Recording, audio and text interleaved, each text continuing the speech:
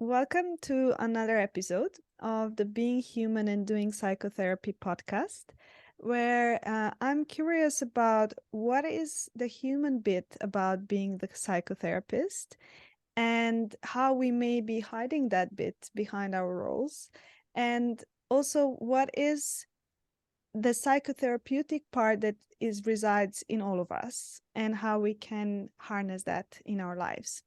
So today I'm joined by Michael Soth, who is a body psychotherapist, and I'm very curious to hear his story. So welcome, Michael. Hi, thank you. Yeah, as I said, I start this podcast by asking a simple question. Who are you, and what are some words that you identify yourself with? That's not a simple question. I know. That's a trick question. That's a trap question because the self is a process. So whatever descriptions you wrap around it, that's like trying to catch the river where it was yesterday. So one way around that is to just phrase it in terms of feedback that people tend to give me. So I've been a psychotherapist. There's a psychoanalyst in the 1930s who said a drastic thing, which was that there's only one person who gets attracted to psychotherapy. He talked about psychoanalysis. There's only one person who gets attracted, one kind of person, and that's somebody in pain. And once they have got attracted to it and trained in it, there's two kinds, those that deal with it and those that don't. So he's phrasing it in a controversial, provocative, kind of categorical way, as if there is, you either deal with it or you don't deal with it, as if there's only an on-off switch. But he's being provocative. But of course, he's making a point.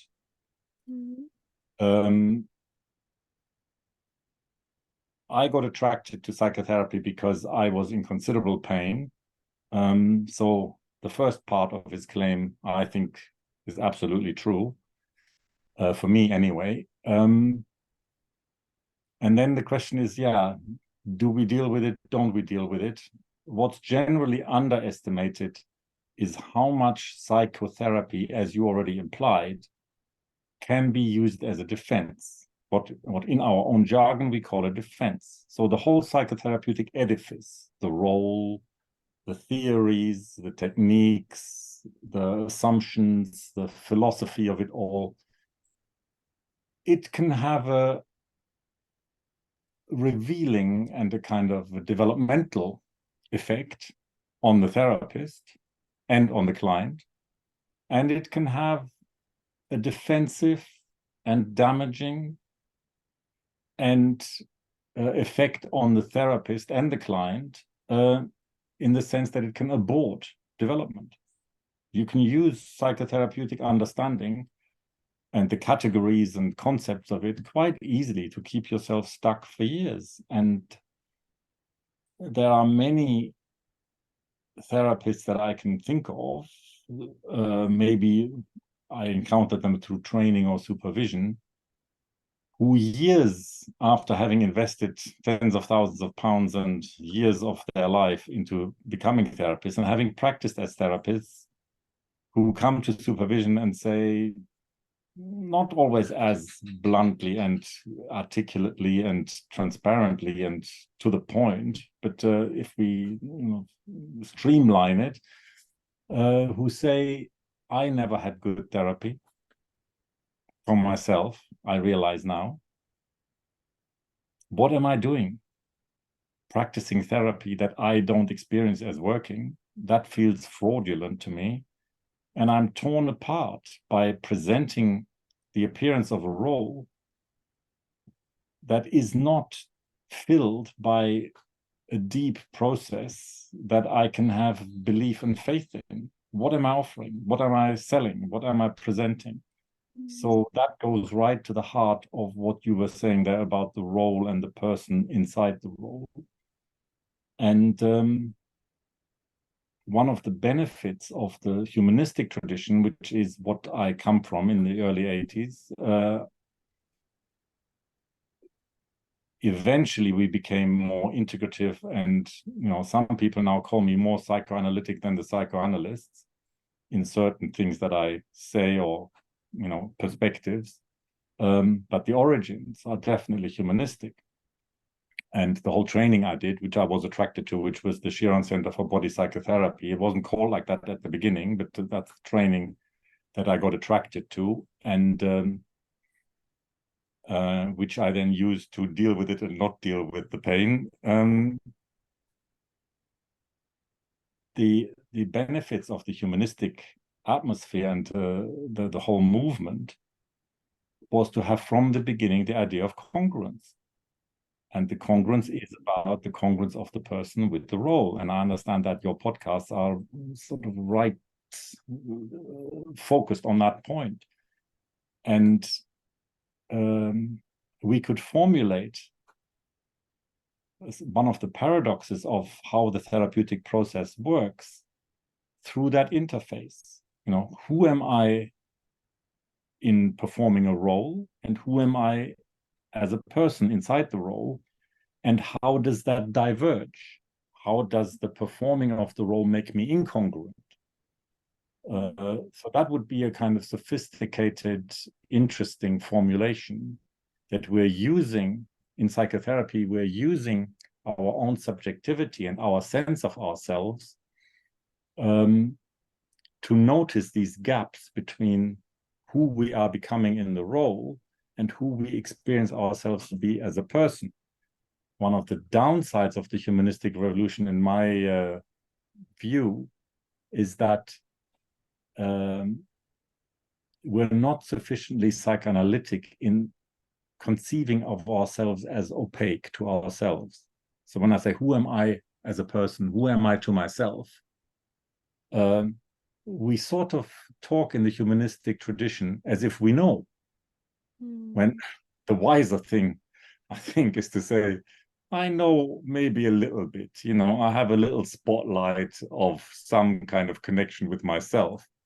But let's not be too certain about this. There's many aspects of myself which I don't know about, and which are opaque to me, and which I'm curious about. The healthy attitude is, I think, curiosity, and also, but in the humanistic tradition now, it's infused with a lot of narcissism. We hear people say, "I know who I am. This is myself. I'm going to assert who I am."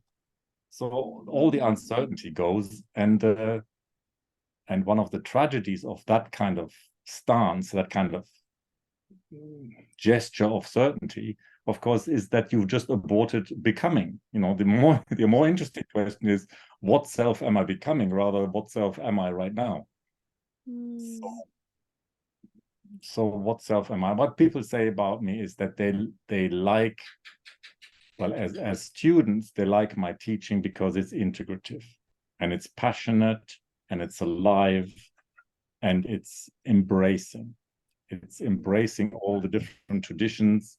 One of the things that people like me doing in teaching is to translate between the jargons of the different traditions and the different approaches.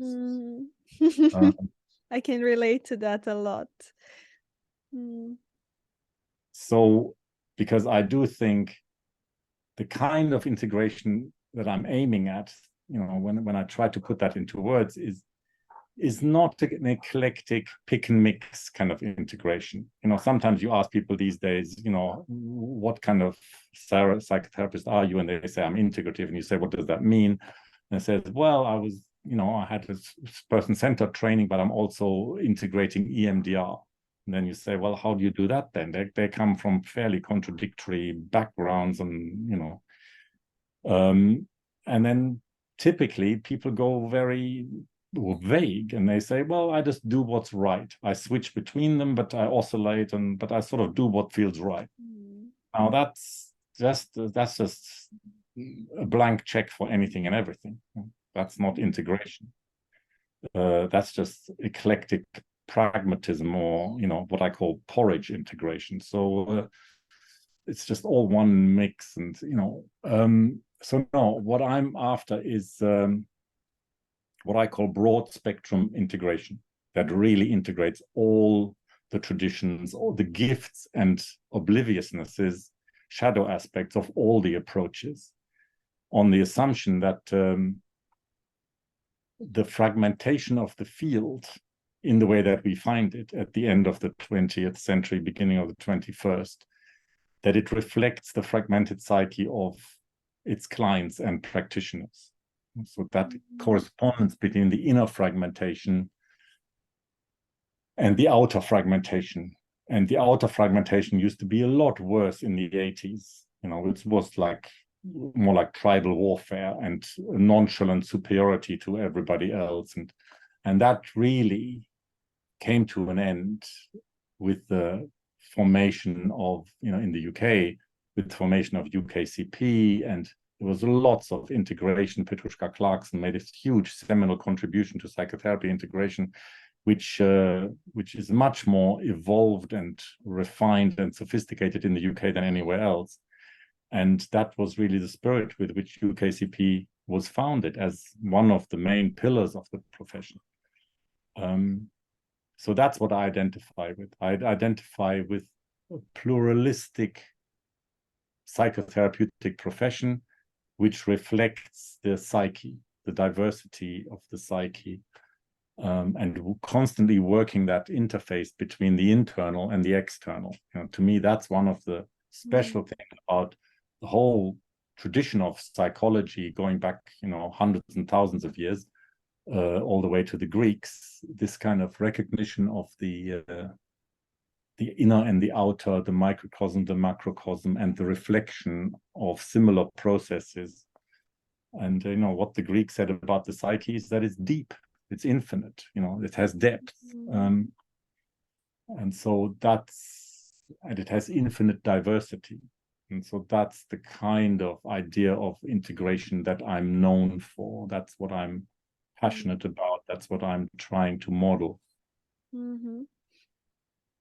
I would go to so many paths. I would just take a step back, because the first thing you mentioned was that what brought you to psychotherapy is pain. And I'm just wondering, how has that pain been held, transmuted, rearranged, felt again? I think, and where is it now? as I implied, in the first few years, under the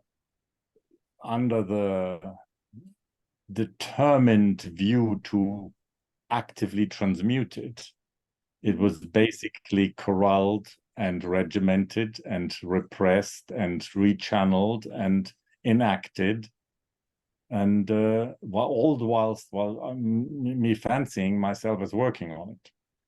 So I created quite a lot of damage and havoc within myself and in my relationships under the higher ideal of a therapeutic process.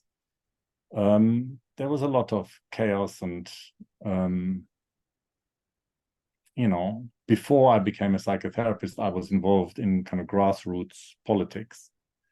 And the kind of grassroots politics that made immediate and most sense to me was a kind of non-violence, kind of Mahatma Gandhi type of grassroots politics, activism, and that also had the inner and outer already. There needs to be inner development that matches the outer development, and how can we take a kind of collective position without working away at the inner edge. So that made sense to me, and the non-violence made sense because I was full of violence. There was lots of anger and teenage frustration and repressed sexuality for all the kind of sexual liberation that we were supposedly, benefiting from in the 70s, which was my teenage years. I was just very lost, and and that was the beginning of feminism. I was probably in one of the first men's groups in Germany that existed before I came over to the UK. And there was lots of idealization, blindness, primitive primitive narcissism, all of that was involved in seeking a psychotherapeutic solution. So those are some of the labels or words that we can wrap around the pain. Plus there was being German.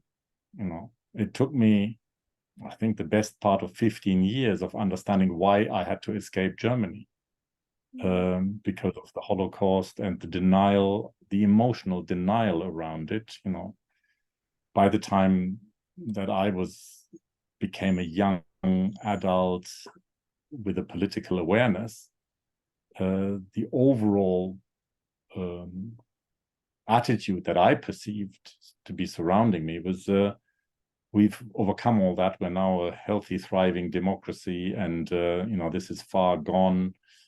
And we didn't understand anything then about transgenerational trauma or anything like that. I didn't understand. I don't know whether the concept of second generation, Holocaust survivors, both on the Jewish side as well as on the German side, I don't know whether that existed. I became a member of a Jewish-German dialogue group, which was, I think, an initiative started by an Israeli professor who brought second-generation German and Jewish people together. And that there was a lot of pain, collective pain about that. And yes, I think the 70s were the beginnings of the narcissism epidemic, and I'm squarely in that generation. After I finished school, I was waiting on some procedure of being a conscientious objector, and I spent my nights reading psychoanalytic books on narcissism, which is quite a thing to do for an 18-year-old, rather than going out and partying. But I really needed to get to the bottom of it, and there was lots of narcissism driving the investigation of narcissism, but that was beginning to be a sociological and psychoanalytic concept in those days. And since the 70s, that's gone from bad to worse, collectively speaking, because the younger generations are just so lost in that, collectively. That's a very, not the narcissism, but I always kind of thought about the difficulty that someone who has been in Germany must have experienced. And actually, I recently read an article from another therapist who is a second generation German woman. And I'm from Serbia, who has been also a war criminal, always being in and not really understanding, how am I this when I'm actually not this kind of thing. Yes, of course, that's what people say, but that's one of the denials, that of course, on a rational level, you could easily maintain, well, look, all of this happened long before me. My parents weren't particular perpetrators. My mother certainly was much more a victim of fascism than a perpetrator.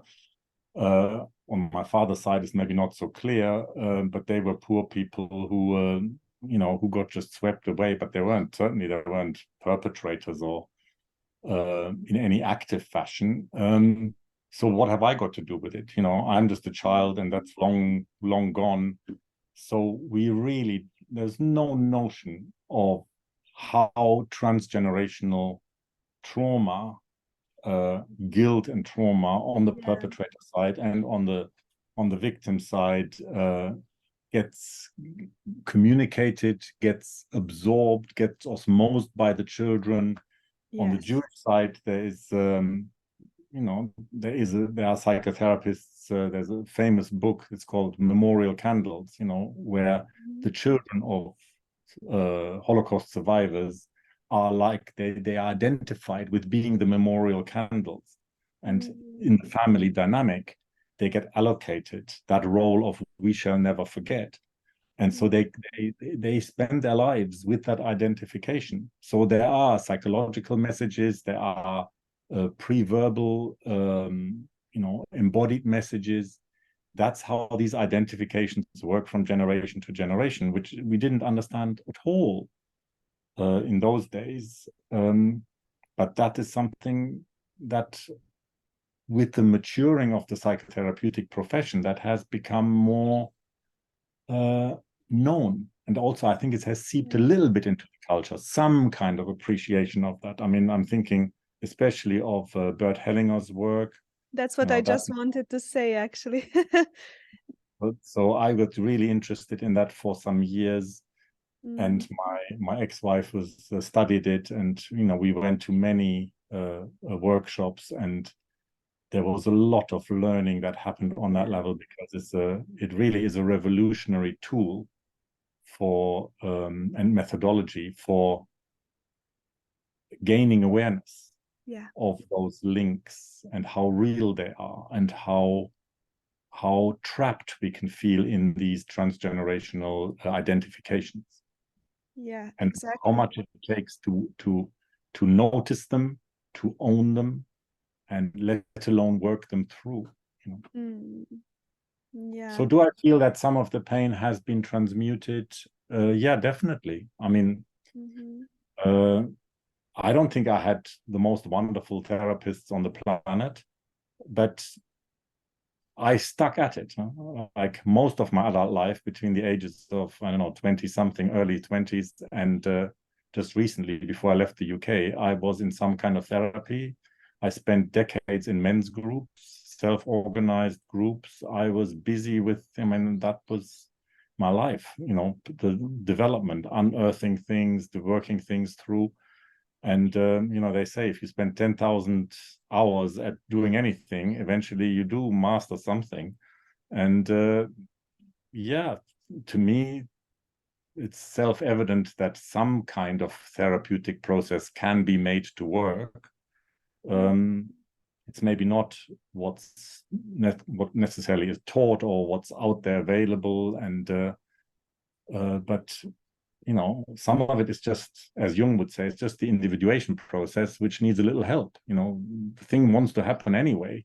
It's just the right environment and the right support at crucial moments, and it needs a relational container. And I think that's we understand, or there is at least some possibility to understand that more deeply than we did then, in the 80s, for example. So my understanding of the process and what is required, and the deep attachment and dependency that one needs to allow, if you stay in long-term therapy for, not with the same person necessarily, but if you are deeply investing and committing yourself to 35 years of therapy, then you get to appreciate long-term attachment, and then you get to appreciate dependency and putting yourself at someone's mercy, which is sort of what we do when we get married or make long-term commitments. But there's something of that manifests in therapy. And of course, it's not very fashionable. And, but if you do that consistently, if you put your money where your mouth is, and then, yes, eventually something breaks through all the defensive posturing and gestures and attempts and the therapeutic denials of the very pain that you're claiming to be working on. So no, I don't feel possessed in the way that I did. And then, of course, eventually some kind of transpersonal perspective. If you're challenging the defensive ego, eventually you bump into questioning, with your starting question, who am I? You question what the ego is. What is it? What is the self? And you realize that there are states of consciousness available to human awareness that go way beyond the ego, where the ego is a tiny little restricted identification, little territory that's like a kind of, what is this electrical component that reduces the voltage down to something manageable. So once you question the defensive ego, it's fairly inevitable that you come to question the ego, the notion of the ego. Then a broader space, can open out. where you are just much less identified with any particular, this is me and that is not me. And, there's that, I can remember the name. There's a Roman slave who was set free, who is famous for the phrase, let nothing human be alien to me. I think that's a good principle. Yeah. Yeah, I'm just I'm laughing, not because I'm laughing at what you're saying, but because it is actually when I described myself on my Instagram page, I actually used that sentence. I yeah, I actually started realizing that I could connect to many things that I was readily rejecting. Yes, exactly. And I don't know why the word softness came to mind, and I don't know why, because nothing that you were speaking about um was really related to it, but I guess I was curious about how it whether this process has softened something about you. Well, definitely.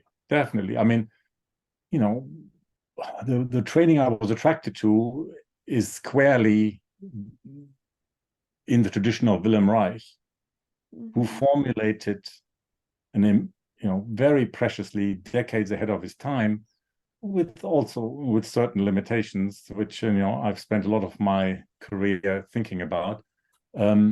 That he basically formulated what everybody else calls a psychological problem, in the 1920s, of neurosis or whatever you called it at the time. He formulated it in holistic terms, and he coined the notion of character armor, which is basically a defensive rigidity. It's like a carapace that an animal develops in order to protect the soft center. And a lot of therapy in that tradition, certainly, addressing the Victorian age and repression, where the main collective issue was repression. While you cannot repress anything in the sense that they were talking about it without tightening your body. You basically split your body into rigid bits and pieces, tensions, tightnesses, that build a kind of, like a knight in armor. You build an armor against vulnerable softness. And that would have been, in those days, the bulk of the formulation, and also the bulk of what Reich then proceeded to develop as a way of engaging with it therapeutically. And so the naive conclusion, the kind of polarized naive conclusion, is to either crack the armor, which was the sledgehammer type of initial philosophy manifest in the maybe the first generation after Wilhelm Reich. And then a woman had to come along, Gerda Boysen from Norway, to come up with the idea of melting the armor, which is more in line with the softness that we're trying to reach behind the rigidities. But these were the ideas that I really was attracted to, because they made sense to me as a teenager, because I felt like that. I felt the split between, and I was very confused about that in terms of gender. What kind of man was I going to be? And that was actually my next question. So I'm curious to hear that. So, well, you can deconstruct, patriarchal notions of gender from a more sociological, collective angle, but I came at it really more, I came at it like that, perceiving it in others and in my parents. I perceived patriarchal dynamics, which I contracted against, and intuitively, in a kind of pre-verbal, unthought way, I knew that wasn't right. There was something not right. That love wasn't flowing. but it's then very confusing as a man becoming a man in the late 70s, early 80s. Feminism is just beginning. What kind of man are you going to be? And there is a split. Later then, when I was more involved in the men's movement, which was a very, very precious, in terms of me becoming a soft man, an available man, a more rounded man, that was just as important as therapy. I really can't overemphasize how precious it was to be part of that collective experience, in deconstructing limited and rigid identities of ideas of masculinity and becoming a more available and loving whole human being. So yeah, the softness is definitely very precious to me, and to see softness as strength. That was one of the redefinitions that happened through feminism, where there was, we made the distinction, or feminists made the distinction, which I then bought into, that there is power over and there's power with, and there's power in hardness and determination, and there's power in softness. There's different kinds of power that have different purposes and different effects and different, there's a need, but there's obviously a need for both. And I think it's that kind of thing which really men need.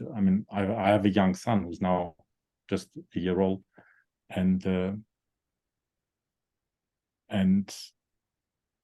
that's one of the places in life where the integration of masculine force and strength and all the traditional values with the sort of softness is so badly needed.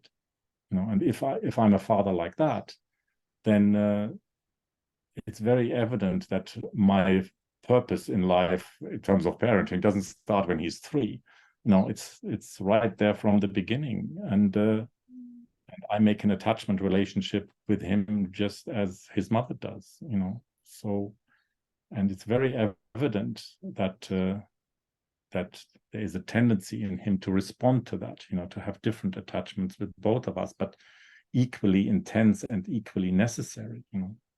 I don't know whether you know, but Andrew Samuels in the UK has really been very vocal about how much of psychotherapy across the humanistic and psychoanalytic traditions has become mother-oriented and kind of dyadic, and lost also in some kind of reduction of therapy to a reparative notion of, the good mother, the therapist being the better mother who makes up for the bad mother, and this is a really limited notion.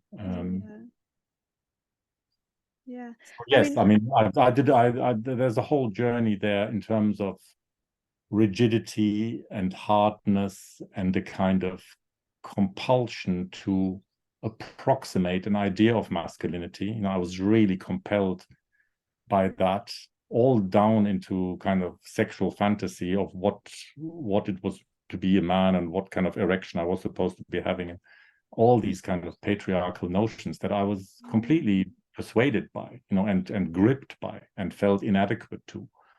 So there's a lot of development that needed to happen, and like I said, a lot of that happened within the men's movement more than it happened in therapy. Although therapy helped a lot because I was in some kind of embodied therapy. That in those days, body psychotherapy was very blind and very one-sided, focused on release of pent-up emotion, like a pressure cooker, and that's what we thought good therapy consisted of, in contrast to what we reduced psychoanalysis to, which was just a kind of mental head trip of interpretation. Again, many choice points in therapeutic language, but two things that I wanted to share part of my process in terms of thinking about patriarchy. I am coming from a very patriarchal country.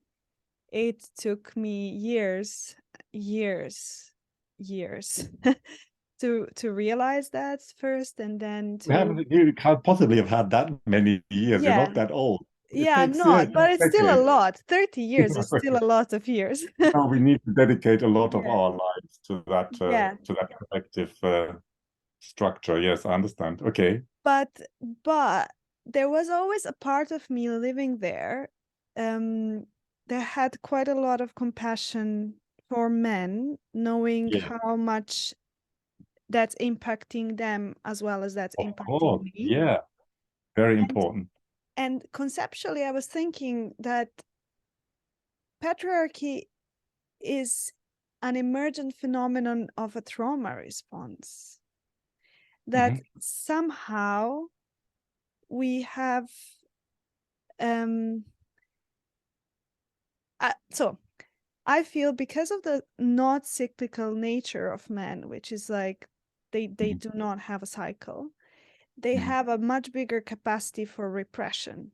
Because I know for my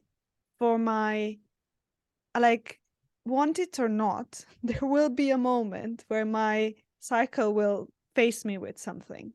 I Yes, won't be able to repress it. And I feel, because there was much more of a dyadic split, that repression was transgenerationally brought to a point of patriarchy where we where there was kind of a split within men where they kind of disowned their soft feeling nature.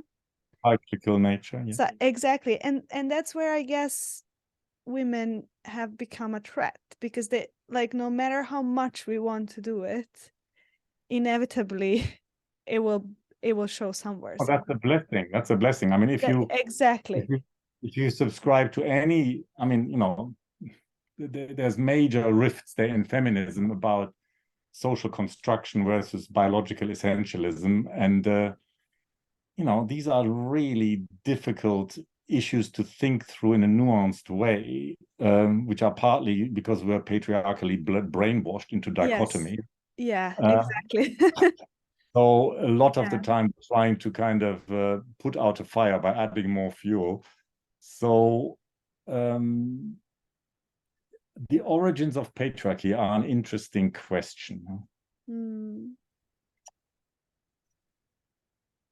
And did it have a meaningful, or did it have a traumatic origin? I spent quite a few years trying to do my own private research into feminist archaeology and the origins of patriarchy and pre-patriarchal.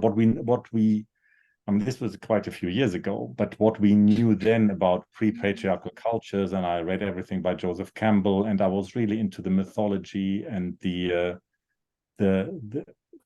kind of consciousness that we can infer was present in matriarchal times, then as the dominant form of human collective consciousness. And that was part of the men's movement, because there was a lot of interest in that, and we were becoming acquainted, and people like Robert Bly helped us with mythology, and I've really loved his books. Yeah. yeah. So I mean, well, you love his books, you would have loved him in person. You would have Yeah. to have him. I watched, I mean, the only thing I could do is to watch some videos. And I really felt like it was so beautiful to watch. Yeah, his embodiedness. It was beautiful, because I found him out by reading Marion Woodman, which, Yes. yeah, Yeah, they and worked so together. I mean, yeah, these were precious times, in the 1980s, when they were there in San Francisco, pioneering the importance of these things and mythology and fairy tales. But yeah, I mean, I can remember attending weekends on Roadblock, coming over to the UK, and with his wife, and telling Russian fairy tales in the most embodied and funny and inspiring way that was so intricately relevant to our psychology and our therapeutic process. So that's why, I say those were precious years. And these days, many, especially young men, do not benefit from that. They sort of, are the sort of second generation maybe of being influenced by feminism, and they absorb many of the culturally available ideas, which, include the denigration of masculinity and, kind of lack of appreciation of benign masculinity. So they absorb that, but they have no place to process that. And there's, eventually the men's movement inevitably evolved to a point where we really began to understand traditional social ways of creating masculinity through initiation. And it was very obvious that as men, we lacked that. There was nothing equivalent, short of, getting your driving license or something. There was really nothing equivalent to the torturous, deep, profound psychological process that was the taken for granted reality in most traditional societies. And we don't have anything equivalent. And how can you turn from a child, from a boy, into an adult male member of the community, unless some considerable internal transformation takes place, And Rob Bly obviously writes, the main book is about the journey of the, Iron John, and the journey of the evolving male psyche, and how it needs softness and the road of the ashes to eventually get anywhere, after you've messed up repeatedly, catastrophically, Yeah. So yeah, I can identify deeply with that story and how he makes that accessible and interprets that and makes that relevant to modern masculinity, definitely. But in along those lines, what I always find very curious, because as scientists, like, or let's say a person that uses classification as major way of understanding reality, what I always find difficult is we in science, whenever we make classifications and we really love to fit the world within those categories. And then where everything goes to hell is there is one species where we can't put it in any category. And Oh, suddenly, good. and then suddenly we need to put it somewhere else. And suddenly that species makes us kind of rethink the whole system of how we categorize. And Yeah. and to be honest, what I'm feeling it's happening now, especially Yeah. because I follow a lot of really interesting and inspiring LGBTQ and trans people, is that they are suddenly the category which we cannot fit into that old system. And we suddenly need to rethink how we have even started categorizing these things. Yes. The logic of Yeah. Yeah. And to be There is honest, yeah, go on. sorry, and to be honest, that made me, because again, I feel like Serbia is like 50, 60 years back into, we need some time to catch up. So for me, it was really easy to identify with Mariam Woodman, with Robert Bly, but because that is my generation, it sounds horrible, but it is somehow the generation I grew up in intersubjectively. And then I'm thinking now when I'm here, when I see how much effort is put into really understanding the idiosyncrasies of people, I'm starting to realize maybe we are using these categories as places of power, but what if they're as idiosyncratic in some ways as many others? And at the end, it is about understanding the idiosyncrasy of every person and not necessarily making a generalized idea of what is masculinity or femininity, but rather that I think what we're is having hang on. what Yeah, is there was just a little gap. I think the yeah. internet broke down. Can you say the last thing again? So the last thing is like, what is it for me, rather than making a generalized idea of what it should be, and kind of, because inevitably there will be a projection.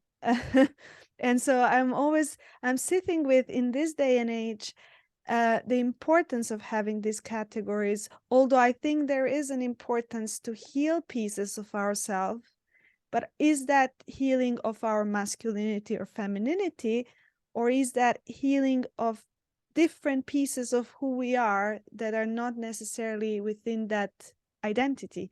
So I don't know if my question makes sense, but Sort of. Well, it's probably both. And generally speaking, and this is relevant to lots of dichotomies, because the patriarchal constructions of gender are not the only dichotomy we're struggling with. In psychotherapy also. Sometimes, I don't know whether you've seen this, but there was a phase where I was talking about psychotherapy itself as a discipline suffering from a birth trauma. Because it was born in the late 19th century. And if there's any phase in human history where you might not want to be born, you could say it's the late 19th century, because really the epitome of positivism and, reductionism and materialism was at its height. And dualistic thinking was really rampant. And that was the zeitgeist of when psychotherapy was born. It was also the zeitgeist when genetics was born. There were quite a few disciplines that were born at that time, and they suffer the structures, the assumptions, the dualistic assumptions of that time, because these dualistic assumptions have hamstrung these disciplines for the best part of 100 years. And yes, those dualistic classifications, they need to break down. Hopefully, we will find that one species that escapes, because these classifications are utterly artificial, left brain impositions. I don't think classification itself is the problem, because there's other classifications that can arise more right brain. It's not as if the right brain doesn't do any distinction. It just has a different process of coming to distinctions. And when you were talking there about being a scientist and we love to classify, and where you're sort of critiquing some aspects of scientific methodology, the thing that is needed to complement one thing, not maybe the thing, the one thing that's needed to complement it is what James Hillman talks about, is about the imaginative, what he calls the poetic basis of mind, which is not just the right brain. Lovely, yeah. But because before there is rational thought, there is imagination, there's fantasy, there's a dreaming process. And rational left brain thinking is only an elaboration of that primary prima materia of the mind. And then, of course, what we've realized with the decade of neuroscience and trauma therapies, and like somebody like Alan Shaw is belatedly very explicit about it. He spent most of his life as a neuroscientist belaboring the imbalance of psychoanalysis, especially towards the left brain, and how to include right brain and the right brain to right brain attunement, which makes it intersubjective. But then belatedly, I think since the last 5 years, I saw him in 2017, I think, he was making the shift to the brain stem. There's something deeper than the left brain and right brain dichotomy. And we know that, again, with the left brain, right brain dichotomy, we're approaching dualism through dualistic thinking. And the person who's probably done more to deconstruct the fallacies of that is Ian McGilchrist, who's written about, the master and his emissary, yeah. So it tells us something about the brain stem being even deeper. So if we wanted to hugely oversimplify, we could say there is left brain classification, there is a right brain imaginative process, which lives in images and the images of the dream world, and that in itself, in turn, is rooted in the primitive brain, and the primitive brain is rooted in the body. Mhm. So this is what the Reichian kind of holistic embodied intuition was all along, which is what in trauma therapy we now call the bottom up. Yeah. Sensation first, imagination, then thinking. And in the 70s we used to just say feel first, think later.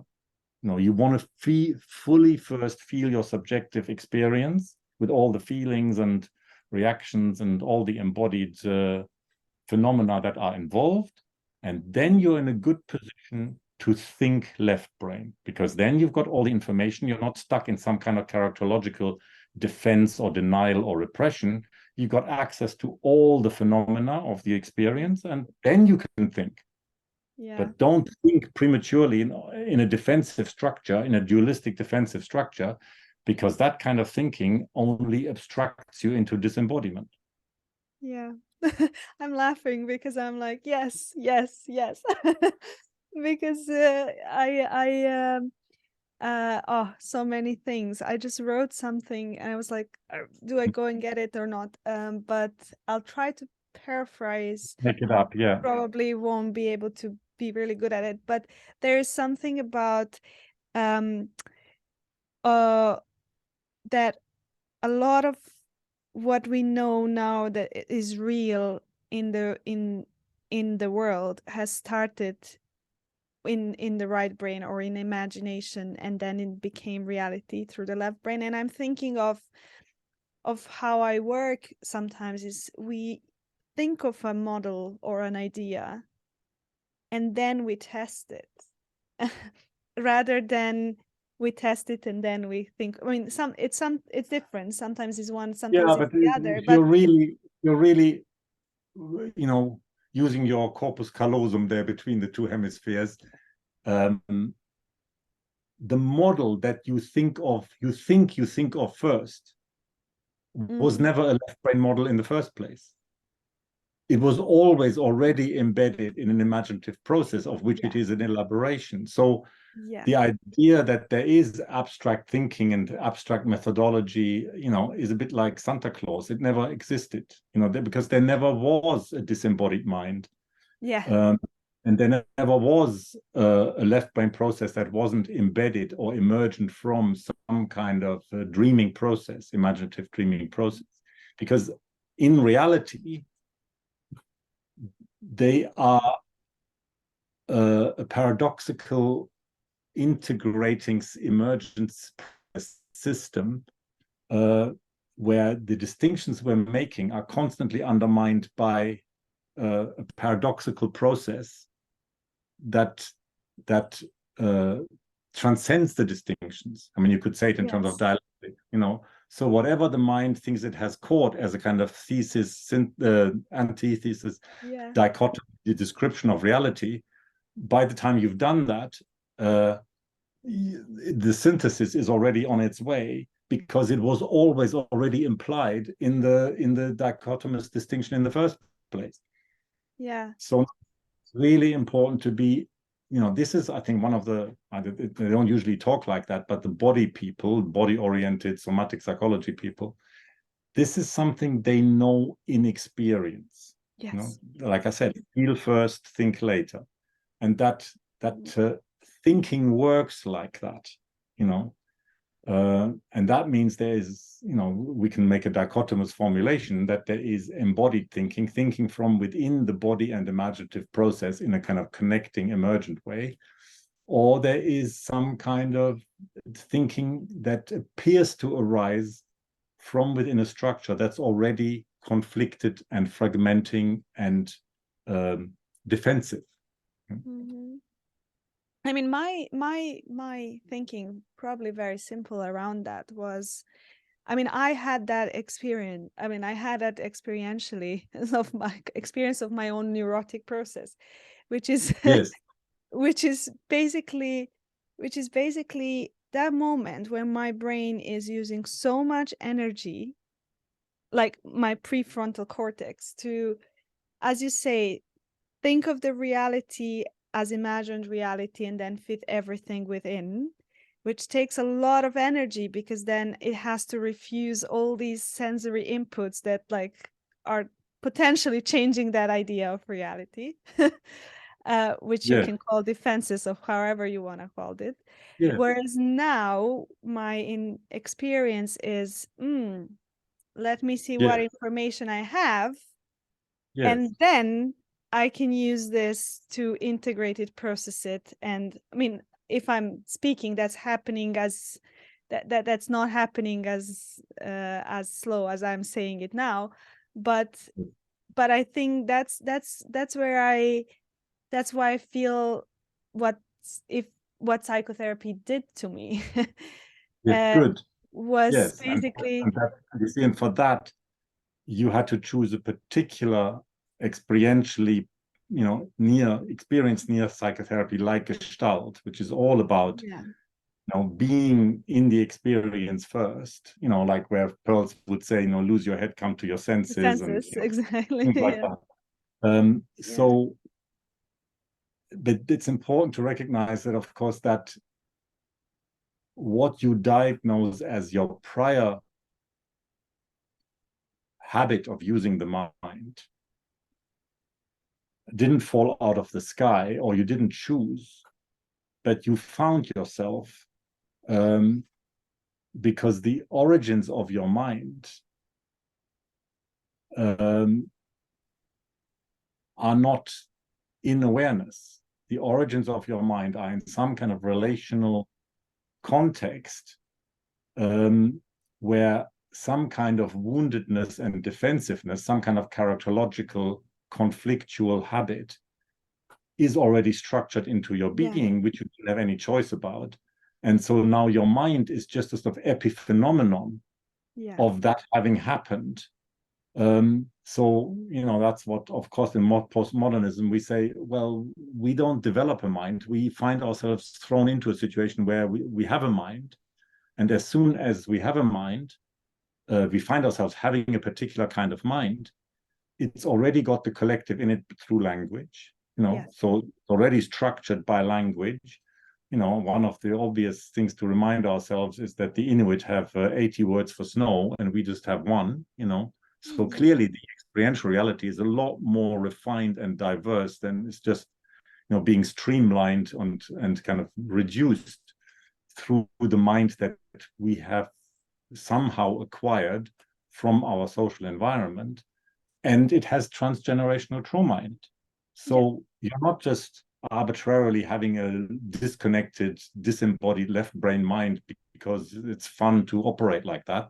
It is really just you discover that you are lumbered with a mind like that because you're not aware of its origins, and certainly not its transgenerational origins. But you get your mind, you inherit your mind from the social environment and yes, this is something that we understand much better now through intersubjectivity and infant research, and people like Colvin Trevarthen and all, the neuroscience studies, that really put postmodernism into a biological, anatomical, physiological, biochemistry reality, that we understand intersubjectivity as a kind of embodied process now.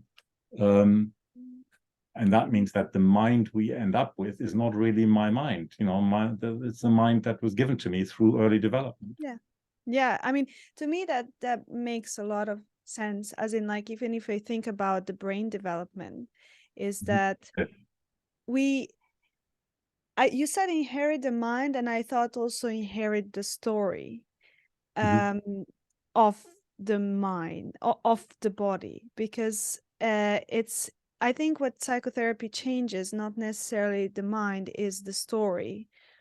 That, because if I think of like Nick Totten's sensation, um uh what was the next one, the sensation, and then emotion, and then fantasy, and then um thought or whatever. um I Different levels, always, components of the mind. Yeah. yeah, and I always think of like, we when when we are smaller, that part that can make meaning is much less developed, so the meaning is kind of made very primitive, as in like it's messages that we hear, but it's messages that are somehow, when was in my therapy process, I had to decipher, like, Mhm. this is saying this, and then this is saying this, and like, what is my experience of myself? And then I feel like the process of therapy is really about like almost putting a hand in between those layers and saying, Yeah, and opening up and looking at exploring the various translations there from layer to layer, definitely. exactly, I exactly. was flinching a little bit Mm-hmm. because what I thought I heard, I'm not sure about this, there's some implication that meaning is made through the mind. This is a very common, Mm, I don't know whether you said that, but there is that in what I said. Yes. Yeah. yeah, and this is when you push talking therapists hard enough as to what they're doing and how it's supposed to be working, they often go towards that, that therapy is essentially a meaning making procedure on the assumption that sophisticated meaning, i.e., more enlightened meaning rather than childlike, Mm-hmm. deluded or mythological meaning, magical thinking meaning, is being transformed by the mind. And Mm, that's how talking therapy works amongst humans. So there's a heavy bias in that I hear. Yeah. story Mm-hmm. towards meaning being made through the mind. Mm-hmm. That's, to me, that's a dualistic, disembodied trap.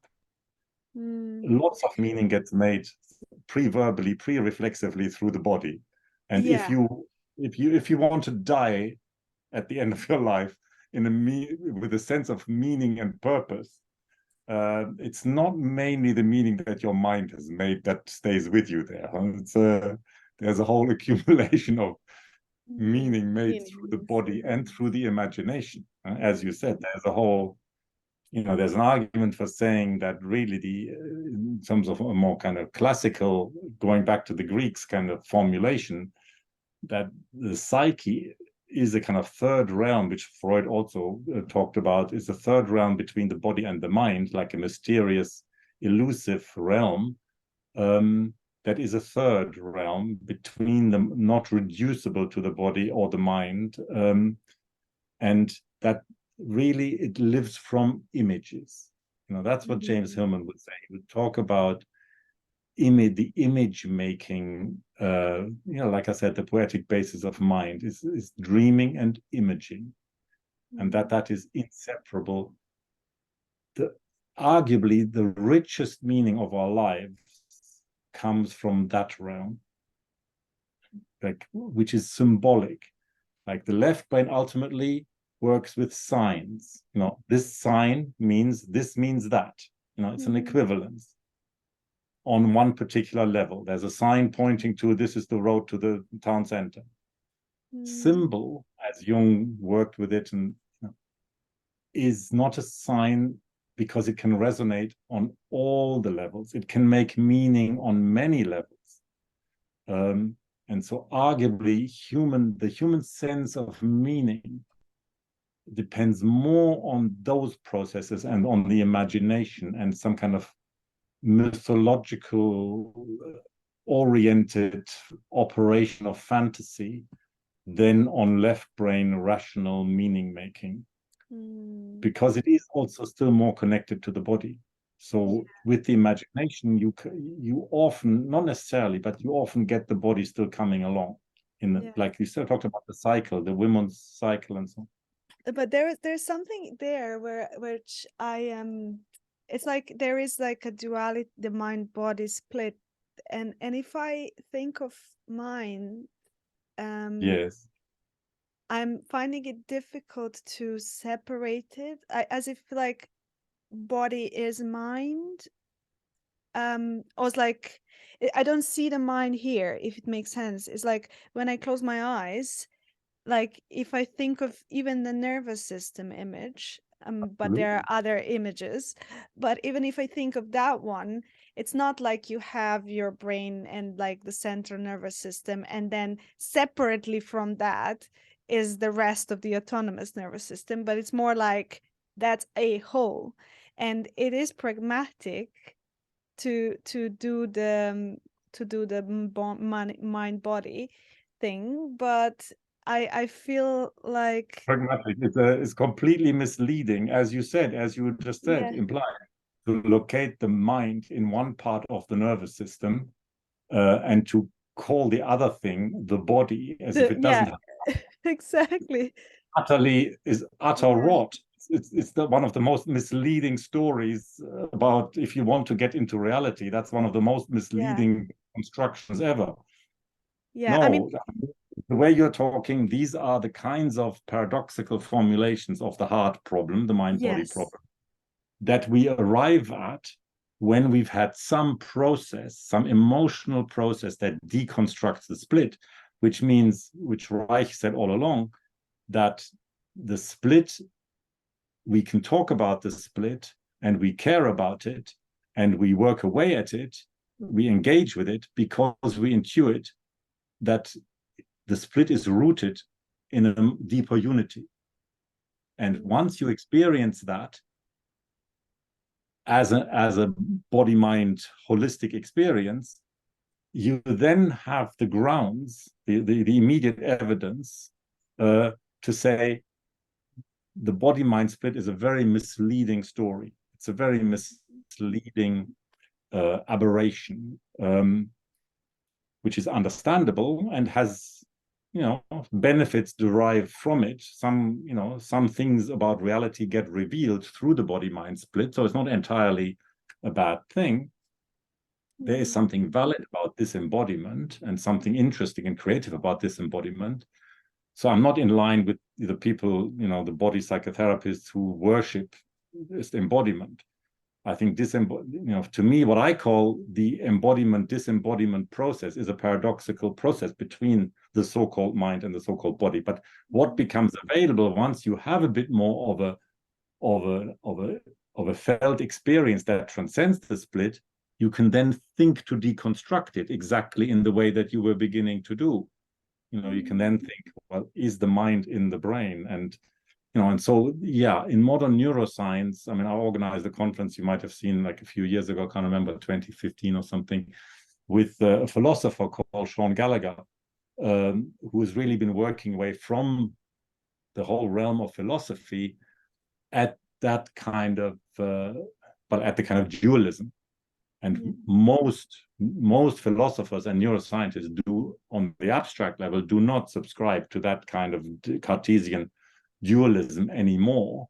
So then he comes up with what he calls cognition as 4E, which is embedded, embodied, extended, and inactive, which means the mind is not in the brain, it's in the body. It is not located in an individual, it's located between individuals.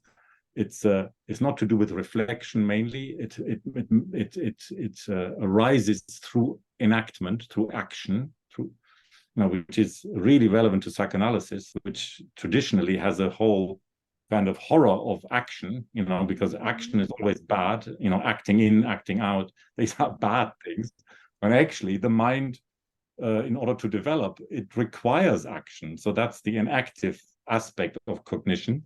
And then you've got extended. It's not restricted to your skin. So these deconstructions of the dualistic conception become available once people glimpsed in themselves that a deeper wholeness has always existed, never disappeared, and is perfectly available. The interesting thing is, as I'm listening to you, I feel like I'm really connected, and I feel like there is an implicit understanding between us. And then I'm Yes. imagining, and then I'm imagining someone on the outside listening and thinking, I'm in pain. And how is this, what you're telling me Relevant. now, relevant to what Well, it's I'm abstract. So, experiencing so now? let's leave the abstract realms. I mean, these are thought processes that become available on the basis of a more embodied, unified, or wholesome process. There's nobody that can be convinced of any of what we're saying as some kind of having any kind of emotionally significant reality unless they have a bit of the experience. They can sort of maybe infer and, but yes, they need the experience first. It's like you have to have an experience of, in Reichen language, you have to have an experience of a good orgasm rather than just a kind of discharge. You have to have an experience of making love before you can appreciate what sexuality is. So that wholesome experience precedes any clear thinking about these things. So, but we can let's go less abstract if you want. I mean, let's go more to, if you have listeners who say, how the hell is this relevant? Because I am in pain, or I want to develop my potential, or I feel I'm living in a prison, or my relationships go wrong because I always end up in some kind of dualistic gender stereotypes, or this is what human suffering consists of. This is the presenting issues that people bring to therapy. We can talk more about that, how it's relevant to that. We can take that direction of travel if you want. Yeah, I don't know your audience, you see. yeah.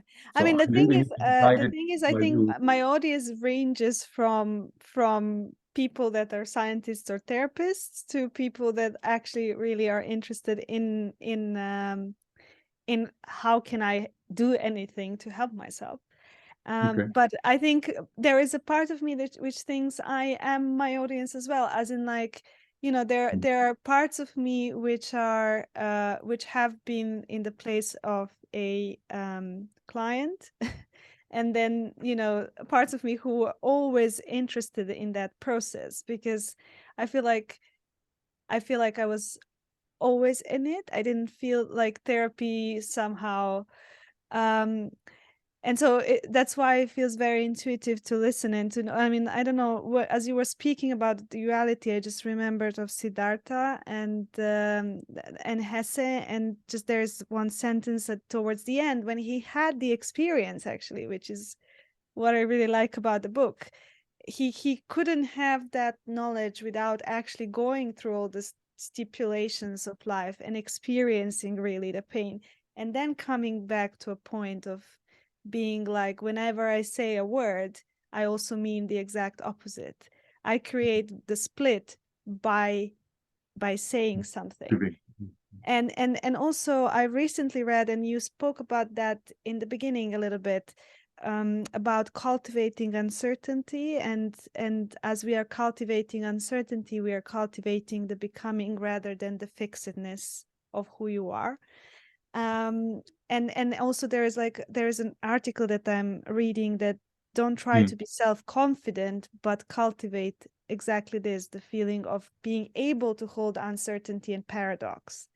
And I guess to me, and this is what comes again back into how difficult it is to really explain, like, what is it that we're doing. And I think I'm slightly using your help here to be able to bring this more to people, because again, it's very easy to have that resonance with someone who has gone through the Yeah. So, process. I mean, one thing, yeah, I understand. No, I think that's totally valid. Years ago, I was accused as a teacher of overcomplicating things, being too intellectual,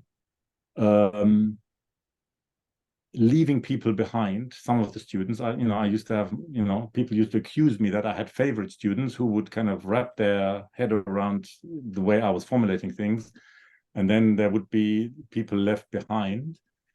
And I think some of that criticism was very accurate and valid, and I have really made major efforts as I've got softer rather than, and less narcissistically invested in appearing clever, in really just reaching people and making it accessible, both for therapists in training, but also for the general public being interested in getting some help from something like counseling or psychotherapy, and how to talk about it in ordinary, simple language. So yes, I think there's a danger that you and I can be riffing on those really intricate levels. So one of the things I remind therapists when we have conversations like this is to remember yourself 10 years ago or 15 years ago, more at the beginning of a process. I mean, you said you've always had some kind of investigative mind like that, but remember your conception of therapy from 10 or 15 years ago, and how you imagined therapy then, and how you conceived of therapy then, and how you constructed it and thought what it was and what it would give you, and what it would require of a client and what it would require of a therapist. You and I are talking from, like, was very explicit. We said, oh, well, we both have some experience of body-mind integration. It's one word to put. Like, it is perfectly possible to experience the body-mind as a wholesome paradox, which is full of joy and vitality and uncertainty. And that's good. That's better than how I experienced my mind and my body like 20, 30 years ago. I wouldn't exchange it for the world. Like, I think there's an Indian poetess who says, I felt the swaying of the elephant's shoulders. Now you want me to go back to riding on a donkey? You must be joking. So I don't want to go back to that. This is much better. Even if it's still full of pain, I'm not going to go back to that, given half a chance. And, some of these things I'm never going to go back to because, finished. I'm done with that. That there's particular kinds of suffering I'm done with for this lifetime. So that is the effect of some kind of therapeutic process which really transcends pain in a way that doesn't just kind of, a lot of this is one of the things I teach, is about different kinds of change and different therapists and therapies pursuing different kinds of change. And in an overall evolutionary conception, Wilber has distinguished two phases of evolution, and there's change through translation, he talked about, and there's change through transformation. And for our purposes as therapists, I wanted to make the whole thing more practical, and I've added a third, which is where a lot of therapy happens, which is change through contradiction, where you're counteracting negative patterns. Many of the people who are interested in extracting something from our conversation about their own journey and about their suffering and about how do I live and what's a better life, and the pain compels us into a mode of change by contradiction. Maybe in my teens, I was compelled by the pain. I didn't even know that life could be any different, and I sort of accepted it. But then there was a phase where I thought, well, this sucks. This is not right. Something different should be available. I'm caught in negative patterns. I'm creating a self-fulfilling prophecy of negative misery. And I can blame the outer world, but actually there comes a point of some maturity where I realize, well, actually I'm part of creating this. That is because I'm trapped in negative patterns, self-sabotaging patterns, whatever. And then I want psychotherapy to help me contradict those. So the obvious one would be addiction. I'm trapped in addiction. I realize addiction is a destructive process. At the far end, when I'm being blunt about it, I'd say, the addictive mind walks over corpses because they're married to the substance rather than to people, and the people are collateral damage. So when somebody recognizes that, and they recognize their habitual pattern of addiction or what a compulsion or whatever they have is destructive to love, essentially, then they want therapy to help them contradict the negative pattern. They want to challenge and deconstruct the negative pattern. And a lot of therapy quite validly meets that and supplies that. But at some point you realize you can spend the rest of your life in contradiction, because to some extent the therapeutic mode of contradiction depends on the very defensive ego that was part of the problem in the first place, which is why Einstein says you can't solve a problem with the kind of consciousness that created it. So the mode of contradiction is ultimately very limited, because it's still trapped in a dichotomous logic. So, which is why I use the phrase like, it's like trying to put out a fire by adding more fuel. Now, some contradiction, when you're an addict, you need a time of sobriety. You need to contradict. But a deep passion and intuition of all psychotherapy all along is that there is another mode of transformation where you don't change the problem. You don't, in some languages, people would say you don't do violence to the wounded, habitual, messed up part of you. You don't change that. You don't behavior modificate that. You don't diagnose it into death and then do something different. You need to transform it, where something else becomes a bigger reality, more important. Like Jung used to say, we don't change our problems, we just grow into more important ones. They become irrelevant. You don't resolve things. That's a bit extreme. I think, we do resolve things. But yeah, so there's that mode of contradiction, where the old self is being fought against, because indeed something needs to die, something needs to be got rid of, something needs to be fought against. Something is bad. There's bad shit happening, man, in the world, as they would say. So you need to fight against it. But in fighting against it, you also perpetuate. And so sorry, just 1 second there. I think there was one, it's not so close, but I feel it's relevant. I watched a documentary on Osho, and there was a sentence which really strongly is ringing in me now, which is, choose your enemies because their weapons might become yours. And I think what you are just saying is basically somewhat, I don't know why, somehow sounds very much like that. Sorry, you can continue, but it's just felt important. It's a useful lens to investigate the field of psychotherapy. And for people who choose a therapist or choose a kind of therapy, and that dilemma of where am I going to go, there's a whole bazaar on the internet, infinite number of, now, I don't know, 500 different approaches and so many different therapists. And how do I know I'm not going to waste my time? Well, as important as contradiction is as a therapeutic mode of change, it is limited. And if I were to give advice to a client, and I haven't clearly defined it, and we haven't agreed what the different modes are, and how to recognize them, but I would want a therapist who's had their own experience of change by translation, change by contradiction, change by transformation. I want them to have, unlike the therapists I was referring to earlier, where they said, I'm a fraud because my own therapy, I don't feel it's ever worked. So that's like saying, well, transformation has never occurred. I've been beavering away with this in contradiction, trying to make a better person, improve myself. Well, there is no self-improvement with all the self-help under the sun. There is no self-improvement unless first you diagnose yourself as defective and faulty.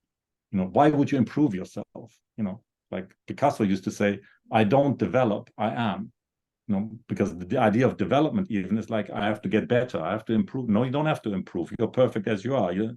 Improvement, self-improvement is an endless, torturous ordeal at the end. So no, there needs to be some of that, but I would want a therapist who has experienced transformation. Because deep down, transformation, the secret is, of course, that it wants to happen anyway. Unless we fix things with our rigidities, transformation is already underway. It's just, we're just very, occasionally we get very good at blocking it. But so I would want a therapist who has experienced it and can embrace all of it. I mean, lots of people in Internet Bazaar are promising transformation, in 3 sessions, and rewriting your script, and I mean, there's no end to what people are promising. But what I want to invest my money to something that actually delivers, and that tends to be a more painstaking, organic, emergent process rather than some kind of violent, forced change, which is usually just jumping from the frying pan into the fire. So I would want a therapist who has their own experience of it and has a presence and an attitude and a capacity to do justice to all of that, who's not overly invested, who doesn't appear to be dogmatic about a particular kind of therapy, who seems able to evolve a therapy with me based on who they experience me as, so that would be integrative. I would want somebody who can draw from the whole wisdom, 100 odd years of wisdom of psychotherapy with all its gifts and creativities and, blindnesses. I would want a therapist like that, and who doesn't feed my own rigid preconceptions of what it has to achieve. Ideally, like when I do assessments, like we talked, you and I talked about this project that I was part of initiating and founding in Oxford before I left the UK. We were thinking a lot about initial meetings between clients and therapists, and especially when you assess clients with a view to referring them to not so experienced practitioners, how do you make a match? How do you facilitate towards a match between client and therapist, where even a fairly inexperienced therapist can have a good effect, can have a good outcome? And so that kind of matching of client and therapist, is really crucial to. But what are the parameters by which we organize that matching? So very often, as the assessor in a first supposed assessment meeting, I would be very interested in the client's preconceptions about therapy, what it does, what it is, what it requires of them, because a lot of the time, in simple terms, we could say the client's version of the problem, of themselves as a problem, the client's story, maybe you might say, the client's story of the problem and how they are a problem is part of the problem. And also the client's version of the supposed therapeutic solution is also part of the problem, because they are extrapolating the solution through their known experience of the problem. So then you do end up with some kind of self-fulfilling prophecy, which adds more fuel to the fire. So in order to make therapy more, open it out more, initially into some hopefully productive uncertainty, is for the assessor to really investigate the client's preconception of what therapy is and what the therapist should be doing and what they should be doing. And then you find there's all kinds of violent assumptions that people are making, as if, the only way that they can change their entrenched habits is with a crowbar, So that's not ideally, we talked about softness at the beginning, that's not really ultimately how transformation works. It cannot be forced or manufactured with a crowbar and force. Yeah.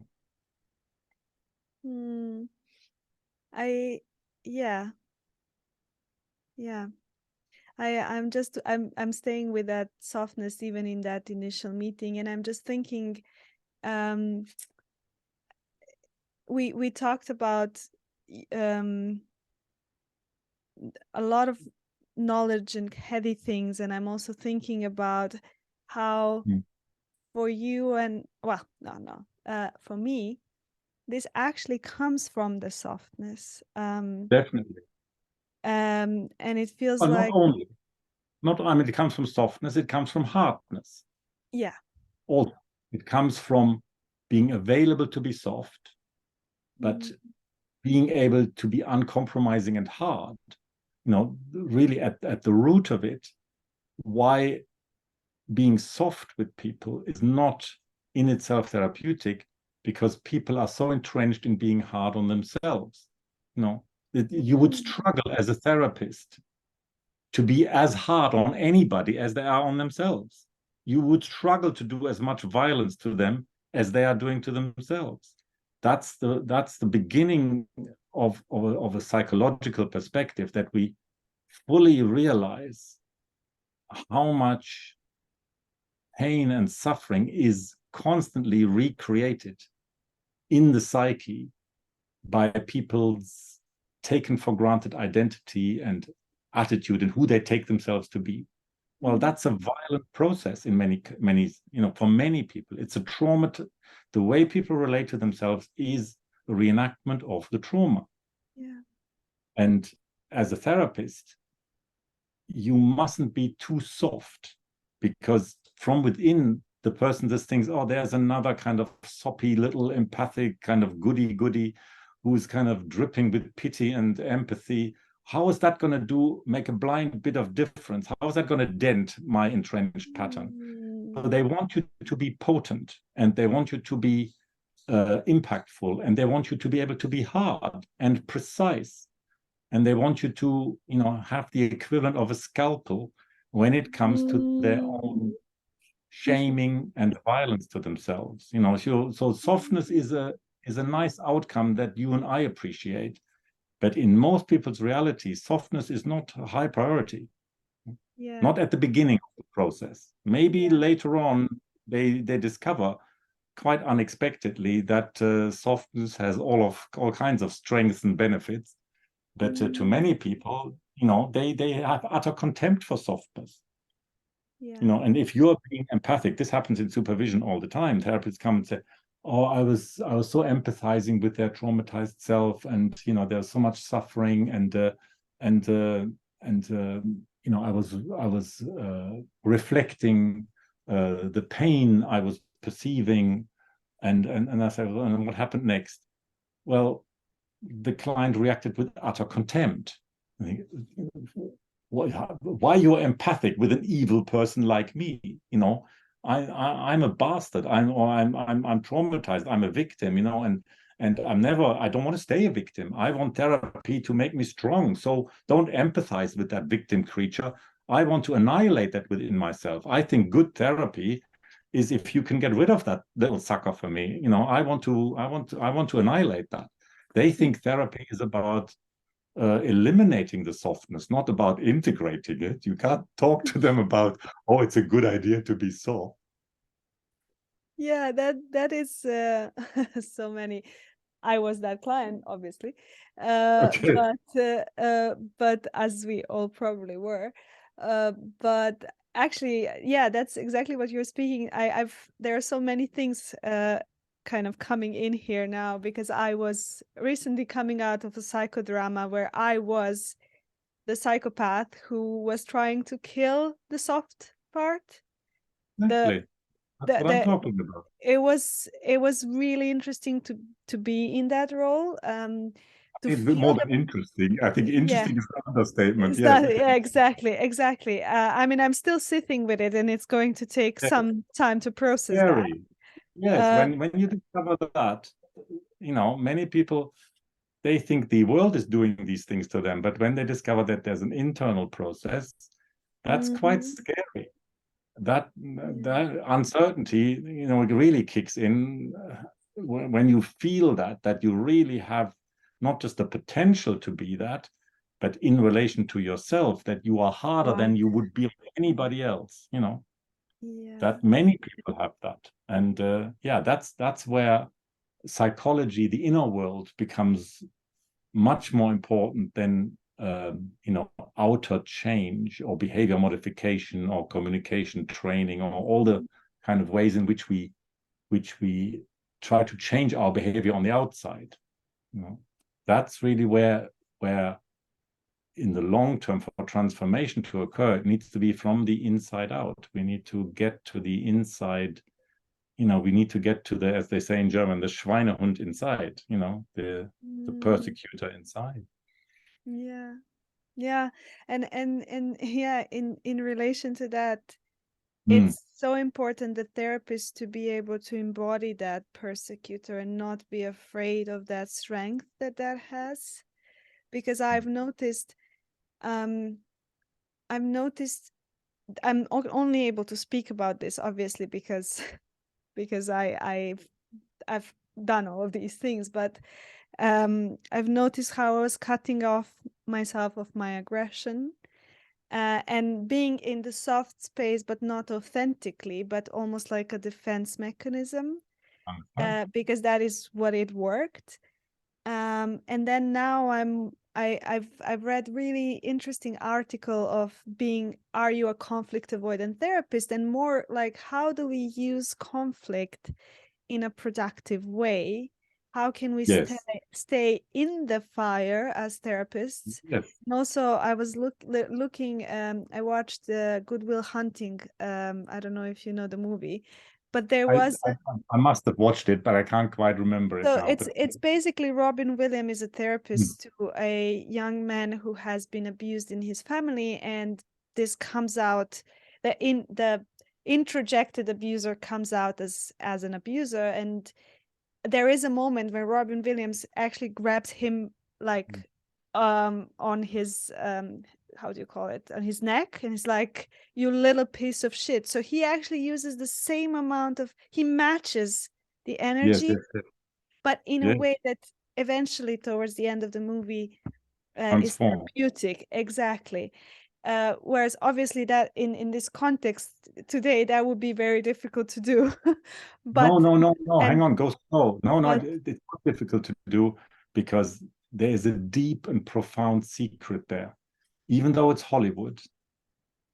But there is a deep and profound secret of therapeutic transformation in that.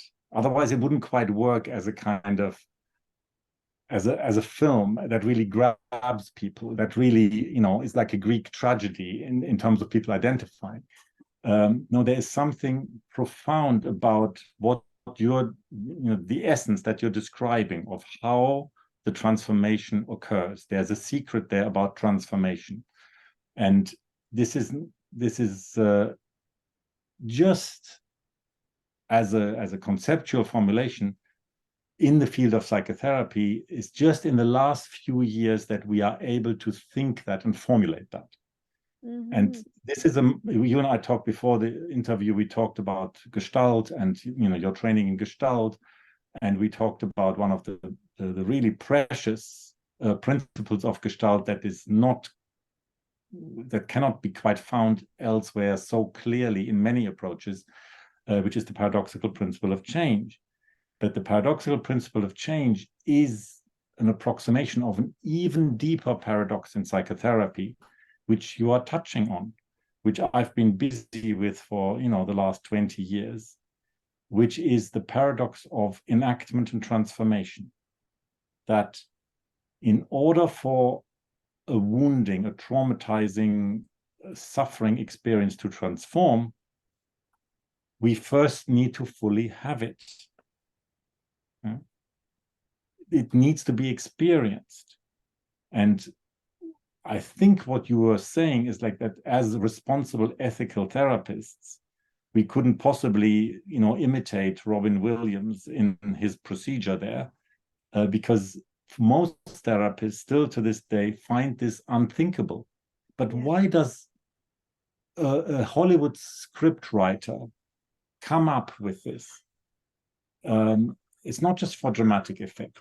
There is a deep truth there that almost inevitably, if you want good drama and if you want the characters to work, it's similar to the series you see that was written on therapy called In Treatment.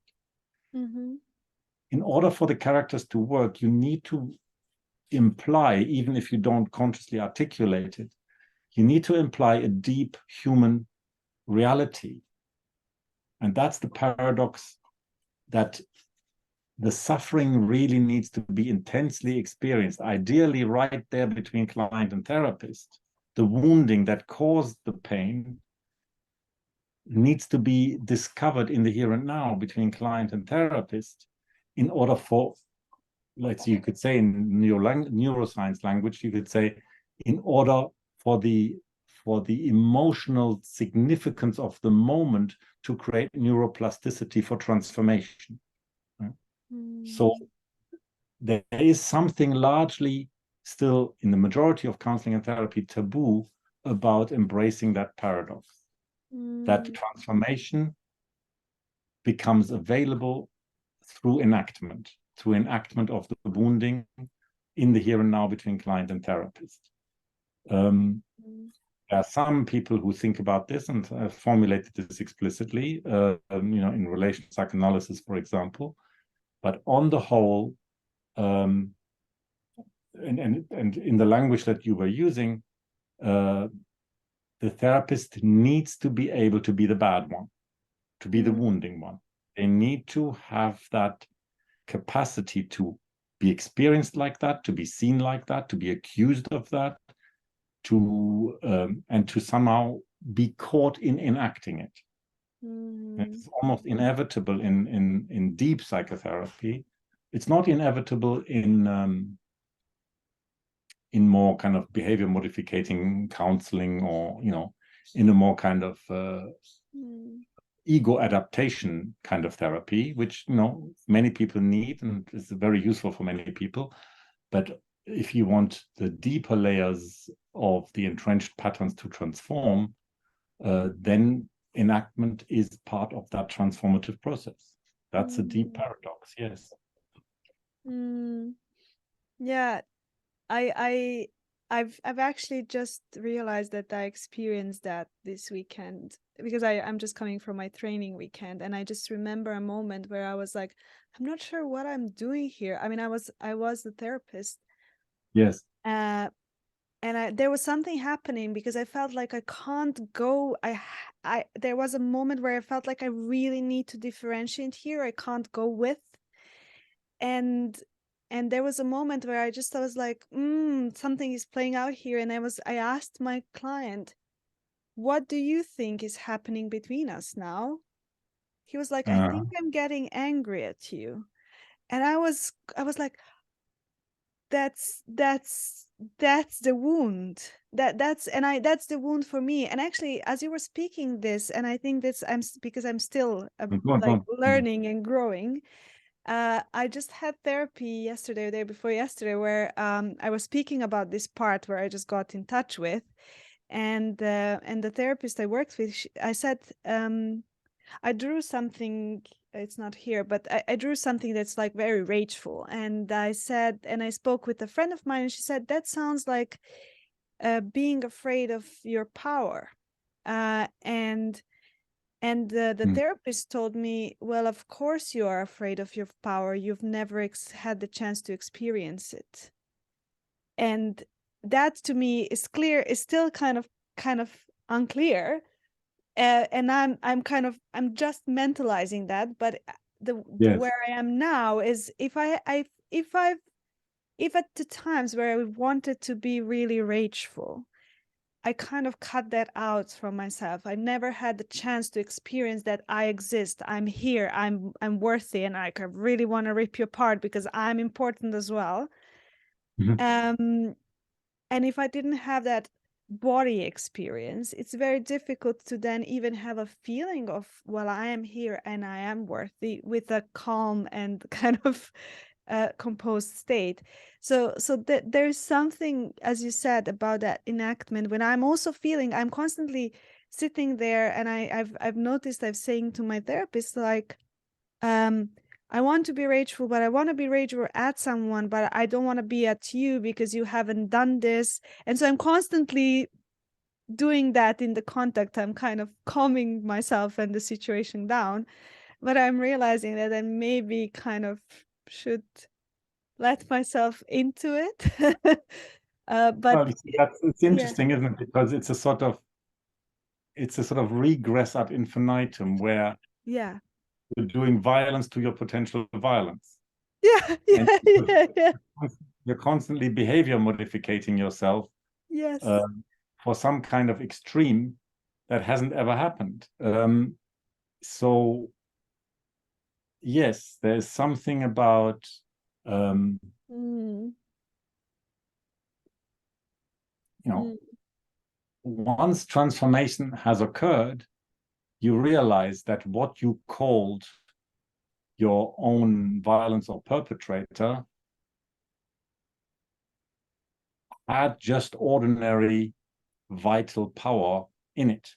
You know, the vital power is the integrated state that maybe can become available, but of course it cannot become available as long as you're constantly behavior modificating. modifying it.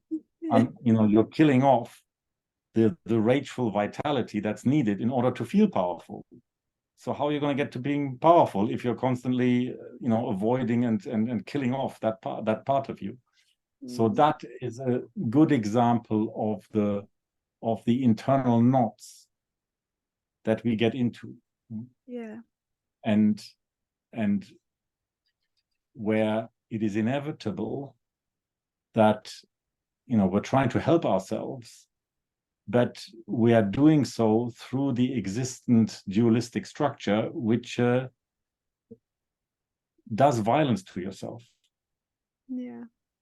It's like a kind of there's an internal scientific psychiatrist that says, oh, you're an unruly teenager, you're out of control, we need to Yeah. behavior modificate you into some reasonable adult behavior.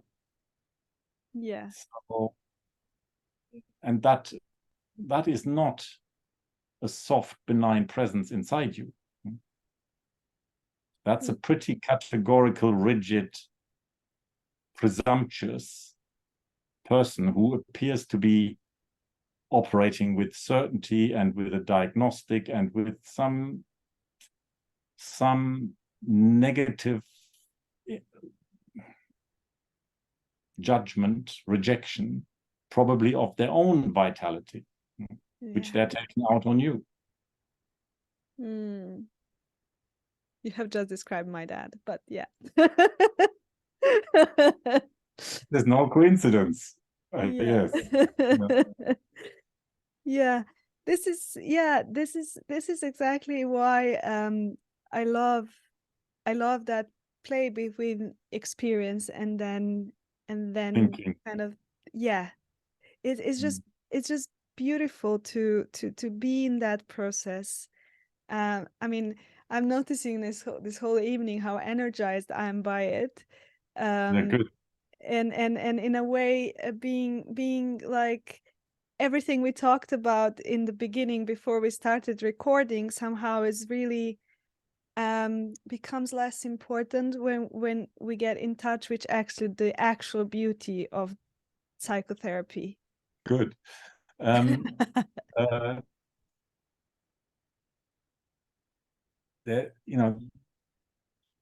Reich used to say,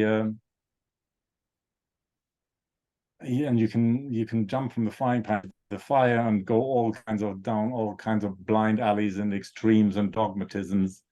But there's an article, a chapter he wrote where he was reflecting on his own wounded defensive development as a practitioner through the 20s and within the realm of the psychoanalytic community in Vienna. And one thing that I always remember that he writes, he writes in 1940, so like 15 years later, when he had moved on quite a lot for himself. And he said, we analysts, we could say we therapists, were children of our times. We were thinking and addressing subject matter which we understood in principle but didn't want to feel. Like we didn't want to feel, basically we didn't want to be on the receiving end of sex and aggression and primitive raw feeling. So he says we were conceptualizing that these are the drives, the deep instincts of what drives human beings into health or into neurosis. but we didn't want to be on the receiving end of it. We didn't actually want to experience it with coming at us or within ourselves. So that is still valid to some extent, that you cannot have deep psychotherapy without having raw affect. When you think about what is it that people are avoiding and that they are thrown into transgenerational denial or avoidance of, we now have an understanding of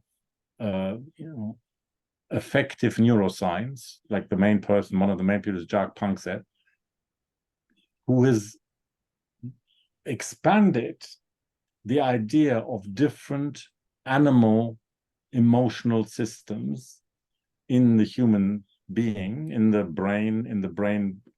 He doesn't just locate it in genetics, in brain chemistry, in anatomy. It's across all the systems. And he distinguishes seven emotional systems that have their own brain chemistry or their own kind of physiology, their own expression, their own anatomy, their own pathways in the body. There are seven systems of primitive raw emotion. And if we're cut off from those, then we live a limited life. We don't feel our vitality. We need to be rooted in the animal. Embodiment means, to some extent, not only, but it means to some extent being rooted in animal affective experience, or at least in affective experience that we have in common with animals. So rage is a really important, vital, emotional, functional system that's meant to protect you, meant to be triggered when you're under threat, when you're restricted, when somebody is limiting you. You want that system to kick in. And the same, all the other systems, they're not all hard. There's a system for play. Like dogs, puppies, they rough and tumble and they play. And play is a really important system of vitality and spontaneity. And you want to be able to fool around and monkey around and play and rough and tumble. And these are really important aspects of being a vital human being. You need to be rooted in those kind of raw, effective experiences. And is psychotherapy, counseling and psychotherapy as we know it, is it capable of facilitating access, connection with those foundations of vital experience? Very, very, very limited ways, because most of the time therapists are as afraid, or sometimes more afraid, than clients of having those. Yeah, I mean that's where I always feel I can't go with someone to places I haven't been, and so I feel like it's so important for me to have experientially, life's long. I won't have it all now, and there is limitations always. But I think we are not that complicated. No. Exactly. There's the 7 basic raw animal emotions that we need to integrate and have available for a full and rich and meaningful life. And so it's not that complicated. No, it's just variations of that, Exactly. And at the end of the day, a lot of human suffering and neurosis and trauma, it really just boils down, you're having feelings. Clients come to therapy and say, oh, I suffer anxiety and depression. Well, these are just human labels for you want to live an exciting life and there's some fear. You're restricting your vitality. This is, as you know, as a Gestalt therapist, this is Pearl's definition of anxiety. It comes from the German. It has to do with narrowness, enge. Angst, anxiety is is when you're not giving enough space to your excitement. That's what anxiety is. So anxiety in that sense is, it's not anxiety, it's just feelings.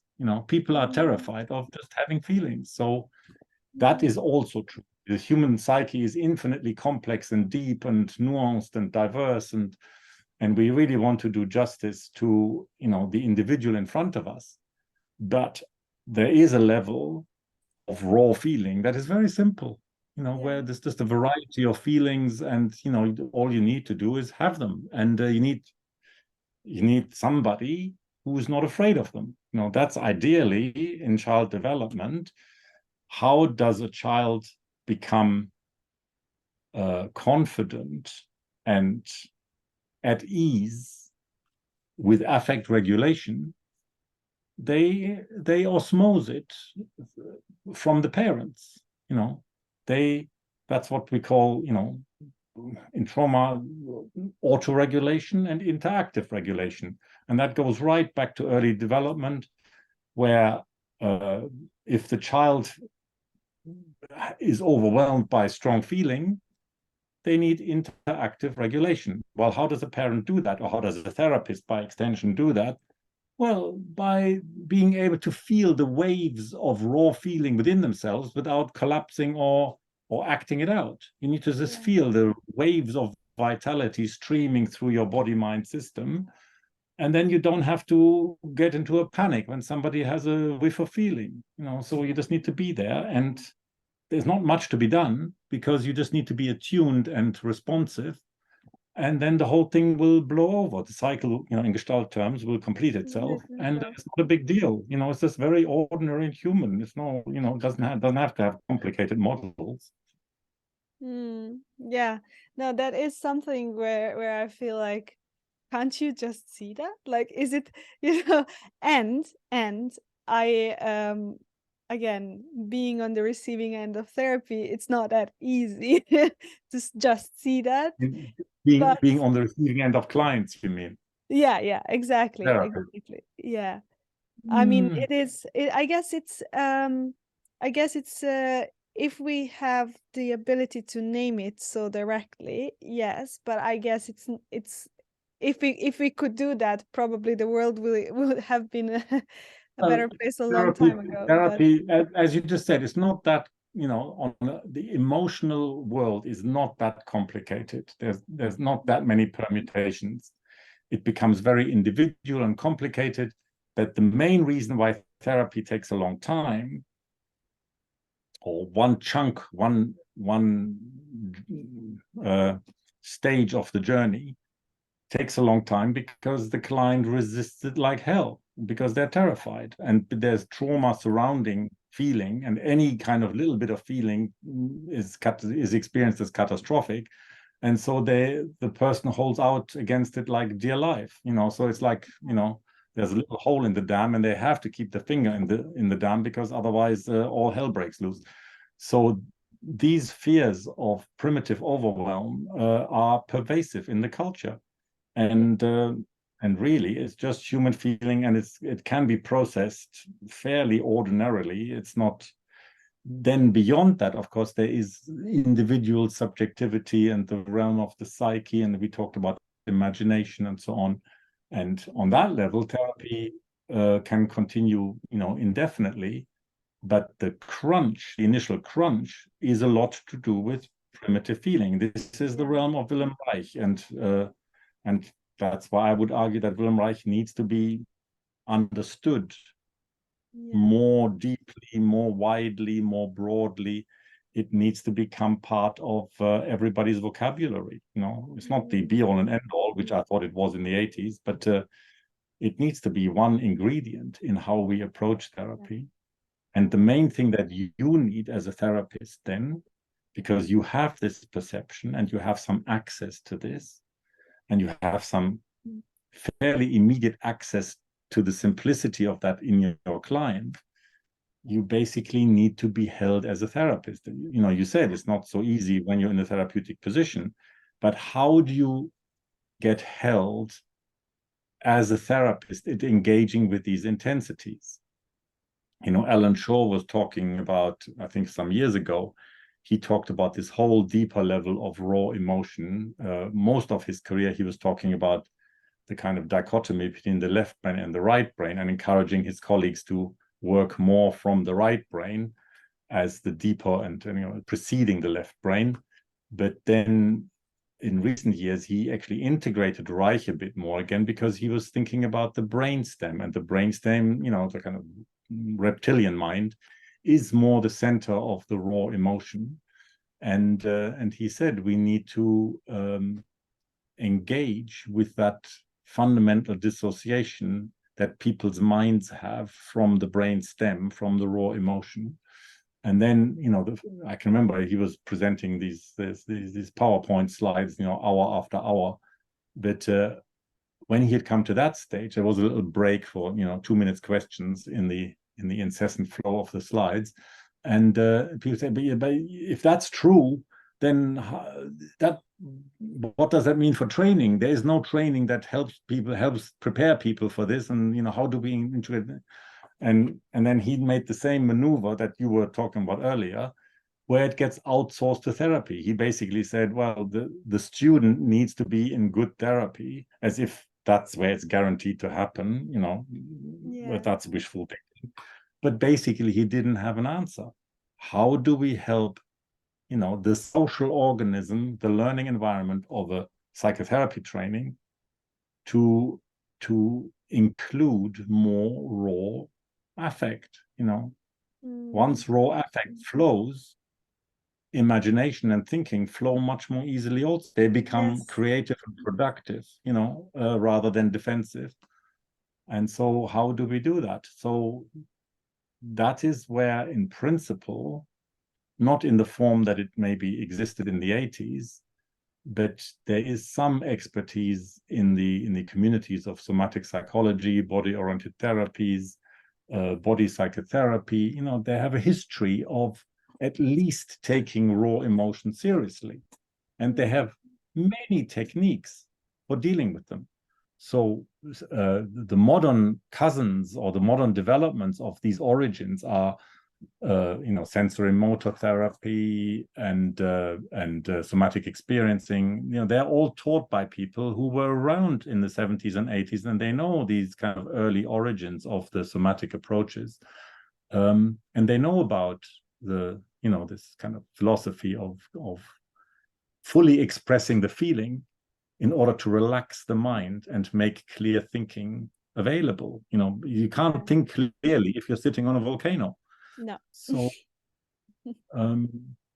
so that's an important development generally for psychotherapy. And there's not many of us who can actually facilitate that and hold people in their terror, both as clients and then also as therapists on the receiving end of it. And how do you do that? You need some supervision that can do justice to that. And you need also a community of practitioners that supports you in doing that, because you're going a bit out, from many people's perspective, you're going a bit off piste, like Robin Williams. It's that way lies danger.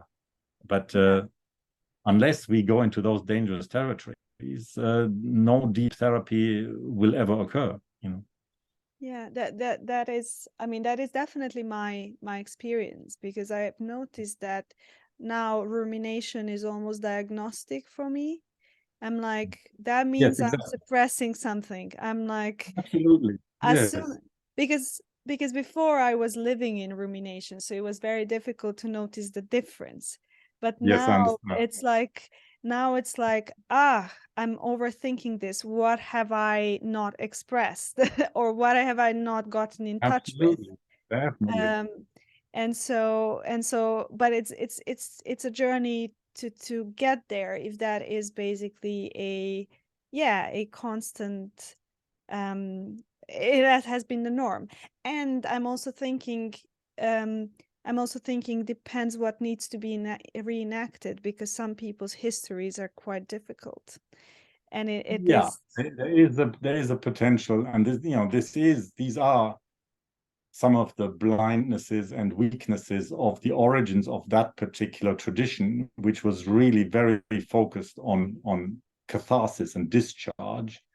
in those days, I was part of it. I was really convinced that if I had a discharge, or if I could facilitate a discharge in a client and full expression with banging cushions and things like that, that was successful therapy done and dusted. Yeah. But actually, all we had was, the release of some volcanic primitive feeling. How that got integrated, that's the important thing. Yes. We didn't pay attention to that. And also, I mean, the much bigger problem is that in trying to access and provoke or challenge or facilitate or seduce or coax the client into the deeper feeling, we were enacting all kinds of habitual patterns, wounding patterns, a little bit like you kind of behavior modificating away your anger and rage. As body-oriented therapists, we were enacting all kinds of things in analytic language in the transference countertransference, because we were just so certain and convinced that we had the superior therapeutic approach, So we were completely. So when I teach this, I often talk about how the precious gifts of the body psychotherapy somatic tradition were achieved at the expense of relational obliviousness. We were relationally oblivious, but we were very hot on the body-mind, the client's body-mind, our own body-mind, the bottom-up process of the body-mind, the raw feelings. We were really hot on this, but at the expense of very untherapeutic relational enactments, which nobody talked about. And because we thought that we had found and developed a therapeutic approach that was much more fast and effective and superior to psychoanalysis, it never occurred to us that there may be something to learn from psychoanalysis. That came, a few years later. That is, I always feel like, for example, I feel like Gestalt is the rebellious child, but I Yes. feel like, it didn't come to kind of back to integration, because I feel like it feels like these disciplines are like children of something, and like Yes. children we have a teenage phase where we reject the Rebelling. parent to Yes. completely go for something ours. But then we realize, I mean, like we realize at some point that it's not about that. It's, yes, we found something new, which is like I think a healthy way, a growth. Yes. And Yes. then we reintegrate all the good stuff that our parents actually gave us. I Ideally. feel like, Yes. yeah. So I feel like for me that's been, I mean, I think I was always very integrative in the way I think, because I was Yeah. always annoyed. I mean, I actually had one supervision session where I just came and said, I was like, I'm not a Gestalt therapist. I'm never going to be a Gestalt therapist. Like, I mean, it's something I love. It's something I appreciate, and it's the same thing like science. I know its limitations, and it just feels always so important to, for me it always felt like, why can't we just realize that there is a limitation to everything? There is a person I interviewed who wrote a book, How to Live, 27 conflicting answers and one weird conclusion. But what I appreciate about the book is that he took, for example, How to Live, Get Rich, and then he took that idea almost to the extreme, and Yes. Good. but never really falling over the precipice. And then he would be like, How to Live, Stay Present, and then he took that idea to the extreme. And then whenever you do this, you realize that how to live is actually to hold the polarity. Yes. and Very good. and so to me that is like the process of therapy. If I would love, if I what I think is like a functional end of therapy is a person who says like there's no right way. It's just like I am able to slide in between this, and the more of these polarities that I can access, the richer my life experience is. Yes, and that's a beautiful formulation, which I think, you discovered, maybe through with the help of that book, which you discovered and formulated for yourself.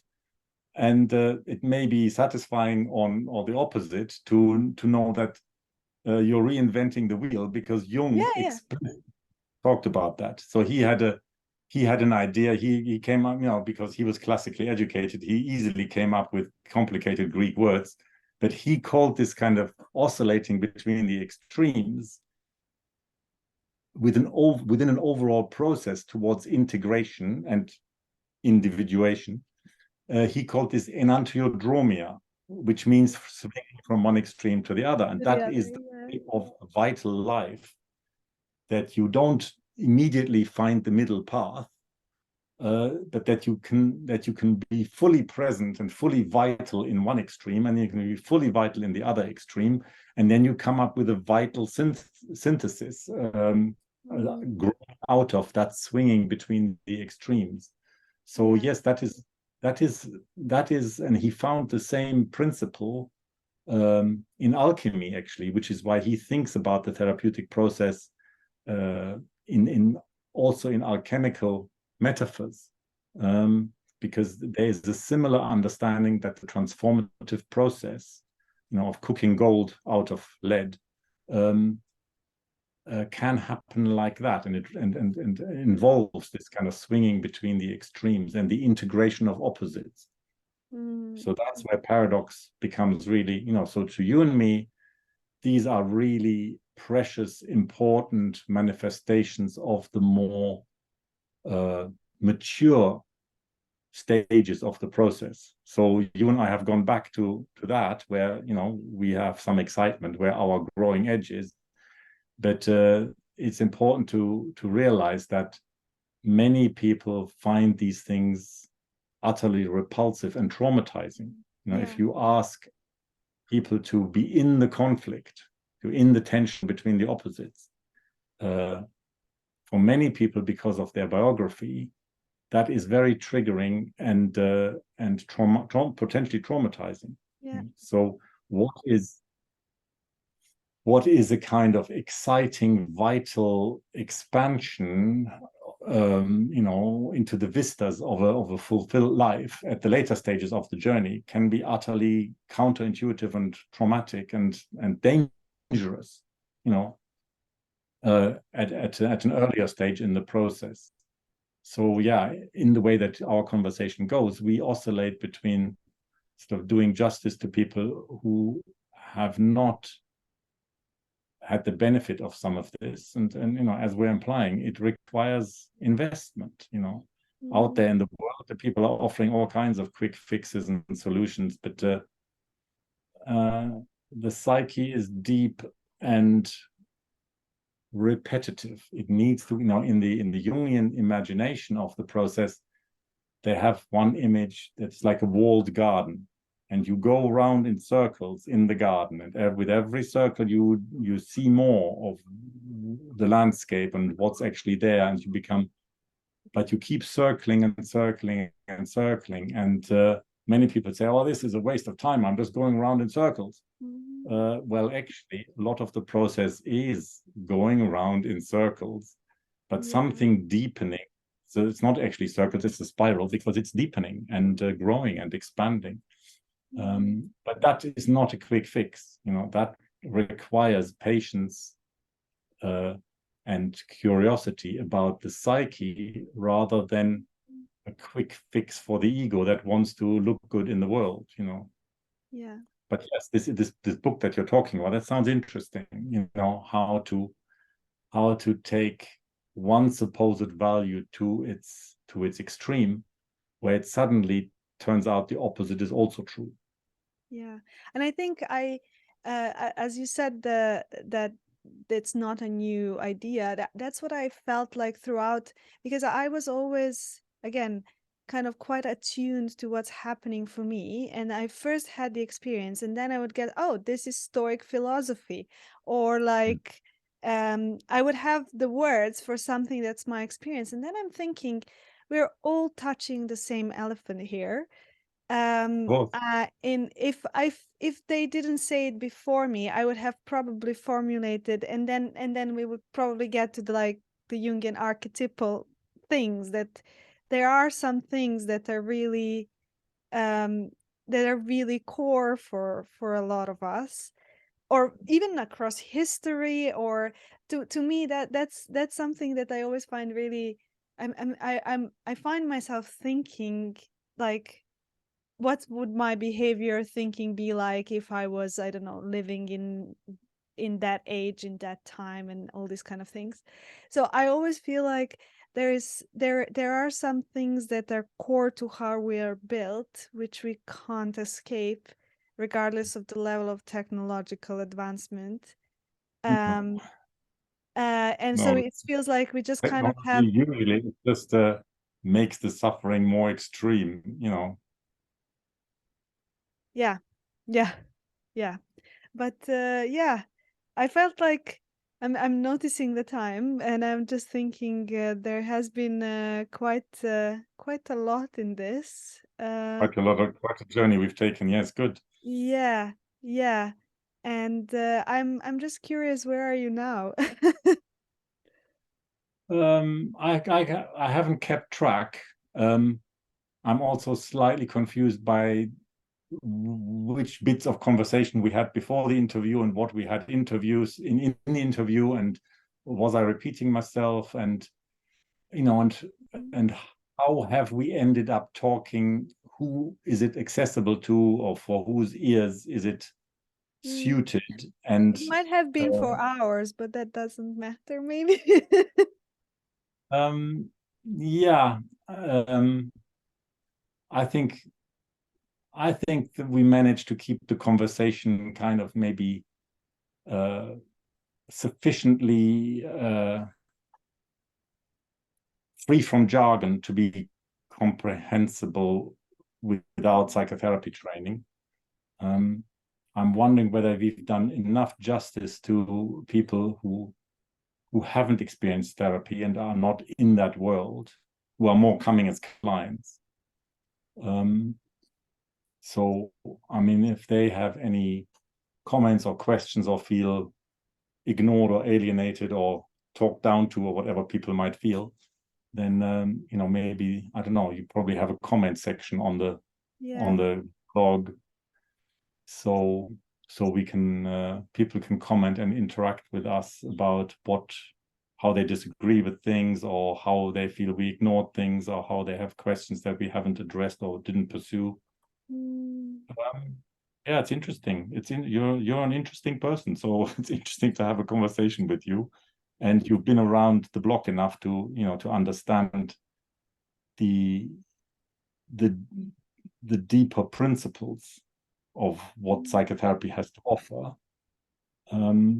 And yes, there is your scientific mind providing an outside perspective that isn't, you know, because without that, as I think we said before the interview, you know, my experience of coming to psychotherapy in the 80s, to psychotherapy training in the 80s, is really was like a kind of, you joined a cult. So without the mm, scientific mind there checking and bringing some kind of scientific, the methodology of scientific thinking to it, mm. we are really very much in danger of just, you know, fantastical, wishful, magical thinking, and idealization, and we're making everything better, and psychotherapy is wonderful, but actually, you Mhm. know, it's a human activity, so it has human flaws in it, left, right, and Yes. center. Yeah. And there's interesting thing, because I find it interesting how many people have something against psychotherapy as not being scientific. And Mm.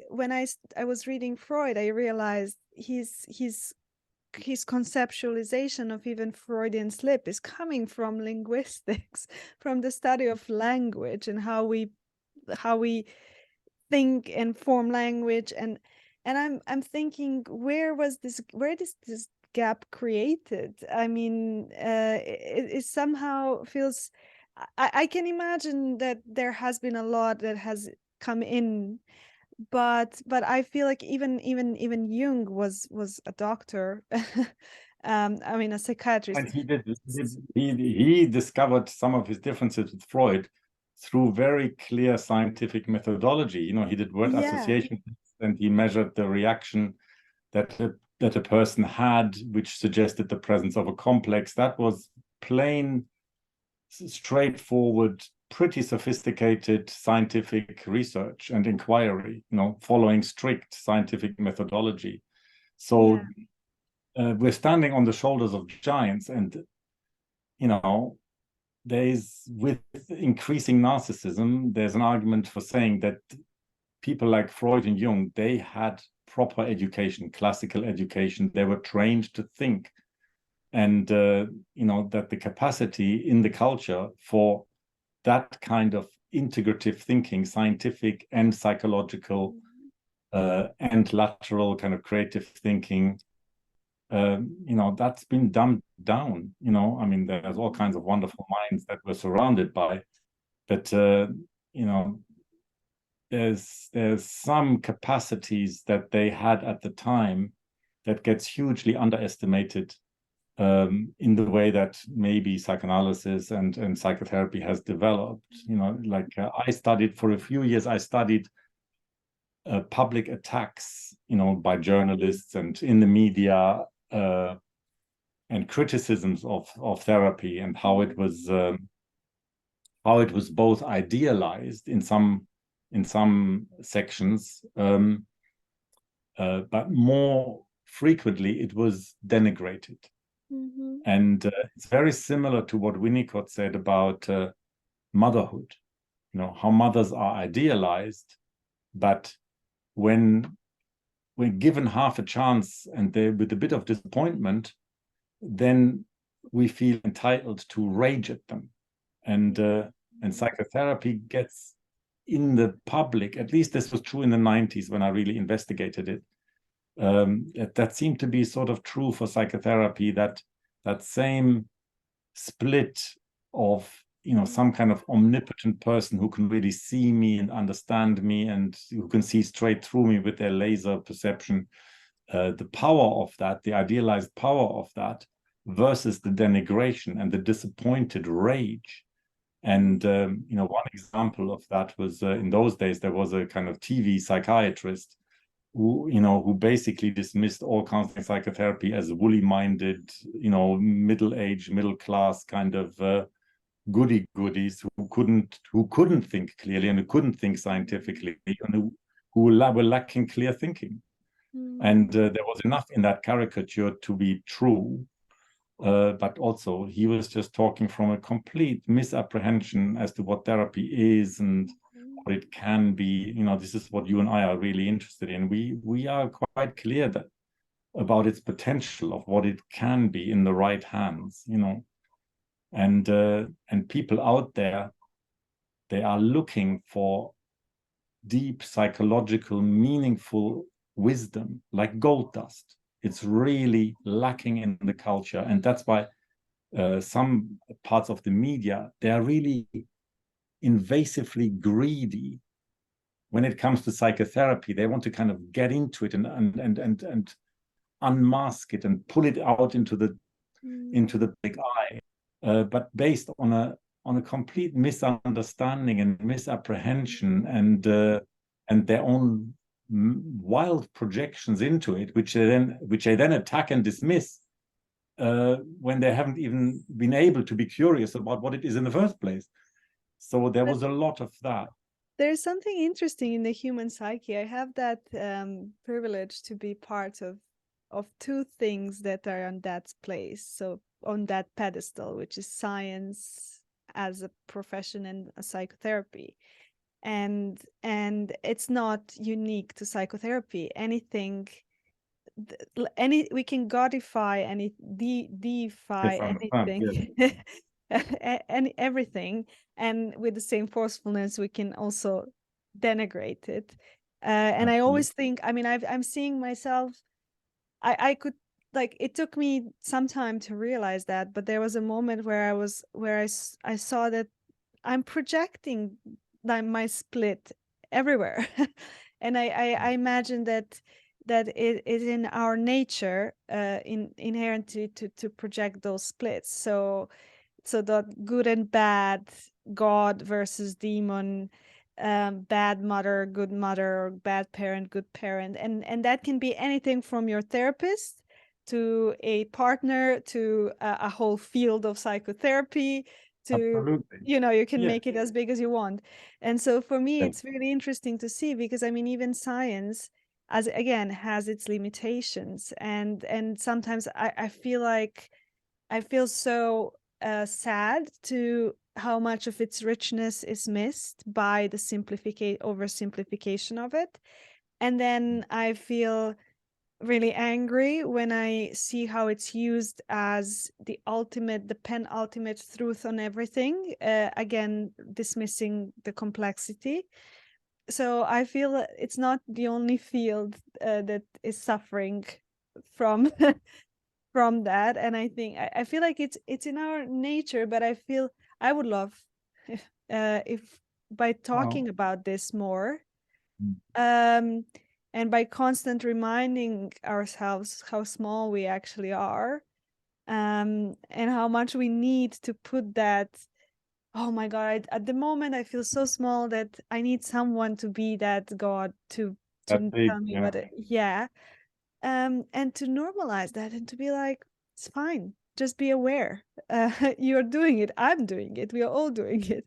And Clearly, it's just, clearly, it is human nature because human beings are doing it, so it must be there as a yeah, potential. But it is also very immature, yeah, and yeah. uh, and and and and we will continue doing it, because I imagine you you don't do it to psychotherapy because you are quite critical about it, but it might be something, there might be something for even a brief period of time that you might be like, nice, great, and then you're kind of disappointed. yeah, yeah. No, I'm not saying that some kind of process of being inspired and being disappointed continues lifelong. Yeah. But I think what we are claiming for the possibility of a life journey, a maturation in the life journey, and psychotherapy helping us with that maturation, that the source of the splitting and the source of the idealization and then the disappointment is inside. Yeah. And it's not the human condition for all time. It's because it's not out there. It is possible to experience all of that outer reality It's uh, in a much more softly integrated, paradoxical fashion, where I don't have to, where the middle way, like the Buddha taught the middle way, where the middle way is self-evident because I'm inhabiting it, within myself. yeah. I don't have to strive. I don't have to self-improve. I don't have to force myself. I don't have to denigrate myself. Um, but I'm resting in the middle way, which doesn't mean it's all boring. And the middle way can still be full of extremes and uncertainties and new things, and it can be a very vital and alive place. But it's not characterized by these extreme reifications into Yes. idealization and disappointment. So that to me is a more mature position, Mhm. and that is a more mature position which can also translate itself, that we can transmit to the next generations. I can transmit to my students and supervisees. They feel held, they feel contained. It doesn't just happen through ideas, it happens through them having a relational experience with me, where they get a flavor that this is possible, and then they imitate and absorb it, and it becomes there. So yeah, we can transmit this to our students and supervisees, and also, of course, to our children. Yeah. And so they don't have to be plagued by the same dichotomies in the same way. Um, And how has having children changed you? I always thought end up with more children than I have. And I love children. I think they are little Buddhas. They reveal back to us our own potential for awe and wonder and being in the moment. And there's so much learning that we can derive from really paying attention to them. So much unlearning that we can do to really regain a kind of vital experience which they still have if we haven't damaged and robbed them of it. So yeah, I didn't, I'm not the youngest anymore. I'm now 63. I had sort of some years ago, I thought, I was not going to have any more children. I have one son who's 26 now, and I thought that was it. And so to have a young child now, most men my age would probably resent it because I've got other things to do, and I've got but I don't have that. I really enjoy my time with him, and it's such a blessing. And I don't have that kind of youthful drivenness to get somewhere that interferes with me hanging out with him and being spacious with him and marveling at him. I mean, he's just a little miracle, and there really is a Buddha nature in him that is very immediate and obvious to me. There's a wisdom there, and an innocence that is very moving and beautiful. And so I think therapy has helped me immensely to be with him in a way that I wasn't able to with my first son quite like that. I was pretty good. I mean, I always enjoyed playing with kids, and I think I was a good father already then. But there are depths of it that also because he was the product of a difficult relationship which didn't last and separated at a crucial stage in his development. So that's one of the main legacies of my suffering and my woundedness and deficiencies earlier in life, that we separated at what was quite a traumatic stage for him. So I live with that. I need to live with that. I can see the effects on him and his lostness and his split, between his parents, and which has become a split in him. So I'm sad about that, and I'm, continue to be involved with his development in a way that makes the best out of some of the damage that realistically we caused. But he's a teacher. He's on his path there. His awareness is growing and deepening, and he can be very challenging and incisive, and I love that. It's really nice. It's almost I've heard your voice change when you started speaking about your children. Yeah. We've started with softness and we're somehow ending with softness. And I just want to ask, I always ask this question because I love idiosyncrasies, but what is an absurd thing about you that not many people know about? What is something that people would not connect with how they normally perceive you?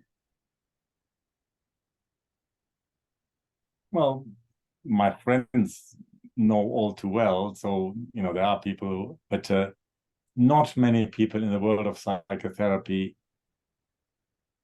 probably quite understand that I'm really a peasant, and I'm really into growing things, and I'm not quite a farmer. I can't handle big areas like that, but we are building a life here near the rainforest. that involves some degree of self-sufficiency, which is what we're aiming at. And we're managing. It's hard, but we're managing an astonishingly non-toxic life, especially for my son. I mean, he's going to be a rare control group, apart from some indigenous people all over the world still that are less affected by the tentacles of civilization. But he is really living in a minimally toxic environment in every respect.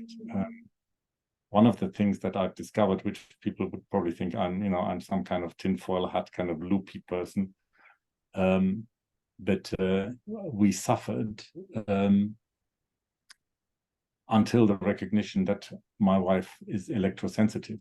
I didn't know this was a thing, but we found that for years she suffered and was debilitated by what is now very clear in our minds is man-made electromagnetic radiation. Mobile phones, Wi-Fi, mobile towers. We discovered this about 3 years ago, and this was one really instrumental reason for moving here to Central America and away from civilization. We live quite remote. We live off-grid, and this is the place where she recovered. I mean, in the UK, she was told her immune competency was that of an 80-year-old. Her system was so shot to pieces. She couldn't walk upstairs without heart palpitations, and she was told that her system would not be strong enough to ever conceive or bear a child. And so in that regard, getting her out of that environment and getting her to a place where there's no man-made radiation, hardly at all. There's no mobile signal. I have to drive 3/4 of an hour to be on the internet to talk to you. There's nothing going on there, and that's where she recovered. And then she got pregnant. We didn't expect that, but could be possible. So he's a little bit of a miracle child in that regard, and he's having a very non-toxic, no plastics, and no chemicals, and very natural environment that he's growing into. And it's interesting to wonder how that affects his developing capacities. When you see how many kids right in the middle of civilization, how there's an autism epidemic. I just heard the figures of the projected cost of autism into people's adulthood and old age is astronomical. I keep an open mind as to what the causes of autism. But some people are saying genetic, but you don't have a genetic epidemic that suddenly gets unleashed within a span of 20 years. That's not how genetics work. So it is something else. And my first port of call as a body-oriented psychotherapist is always psychosomatic. So I look, I would look for, with any symptom, I would look for some kind of correlation with the family system, with the internal family system, with the Gabor Mate has been talking about now for years about the correlation between, and I think it's scientifically, there's good scientific evidence that chronic conditions really hang together with childhood trauma, developmental trauma, and that's something that I've in my little network of body-oriented therapists that we've assumed that since the 70s. That's not news to us, but out there in the world, it's more recent. So that would be my first port of call, to think about it in psychosomatic and family systems terms. But now with us having come here, we realize how toxic much of civilization is, and how much it may be an environmental toxic condition or situation that contributes to that also, because you really only notice when you're out of it. Yes. It's the same like trauma. It's like you really only notice when you're out of it. Exactly. So my wife really had to, for any kind of survival with any kind of body-mind functionality, she had to get out. But I noticed the benefits. I feel so much healthier, and I had to overcome a lot of skepticism and resistance. This is just a little wireless mouse. How does that affect you? No, I can feel it. And how can you feel it? But I know now we've had so much evidence. She's been on a steep learning curve. It's like a kind of a sense that has been dormant. It's like a blind person learning to see. So she can now, when somebody comes with the phone that's on, she can distinguish whether they have Wi-Fi on or Bluetooth on. She knows that she can feel the difference. I don't know how she does that, but I don't have any doubt that her system somehow has some perceptive channel that I'm completely oblivious of. But she really needs to be protected and against that and away from that. And it's completely changed her being in the world and her vitality and health and everything. So if you think that most of civilization, most of Western civilization lives in a completely irradiated, escalatingly irradiated environment, that does have, I mean, she used to have mad episodes where she would, nearly qualify for psychiatric diagnostics, but that was when the exposure, that's what we think now, the exposure to radiation has very immediate physiological effects. It can drive people insane. There's a real question in our minds now that isn't being asked: how many people in mental health services, how many people diagnosed with schizophrenia and psychosis, and how many people who are completely zombified by psychopharmaca are, to some extent, their system is overwhelmed by what they call electrosensitivity, EMF radiation. Many people that I talk to would think I'm utterly nuts. I know friends and colleagues, they think I'm on some kind of deluded hobby horse. But, we could say, 20 years later, they said the same thing about DDT, asbestos, and lead, and I don't know, whatever, I was in the 80s, I said aspartame is, that sounds like to me as if it's going to be carcinogenic. Well, now we know that they knew it all along, but they were hiding it, and they made profit for, decades. But and in how many things it's still today? I wouldn't touch it with a barge pole. I think it's carcinogenic. How can I prove it? I can't. It's just an intuition. But yeah, so we're trying to live a life that really leaves me very uncertain as to what is physiology, physiological causes, toxic environmental influences, what is psychosomatic trauma, transgenerational trauma, what causes, what is a whole industry of autism. And people make out that if you're autistic, you're landed with it. I don't think so. I think it's a psychosomatic condition. Even if it's triggered by environmental toxins, you need to clean that up. It's difficult within civilization, but you need to clean that up. But then it's a psychosomatic, psychological process of transformation that needs a particular, like all transformation amongst humans, needs a particular relational environment. It needs a relational container, and it needs a paradoxical presence of attunement and, like you said, differentiation. When you were experimenting with, I really need to differentiate here from the client.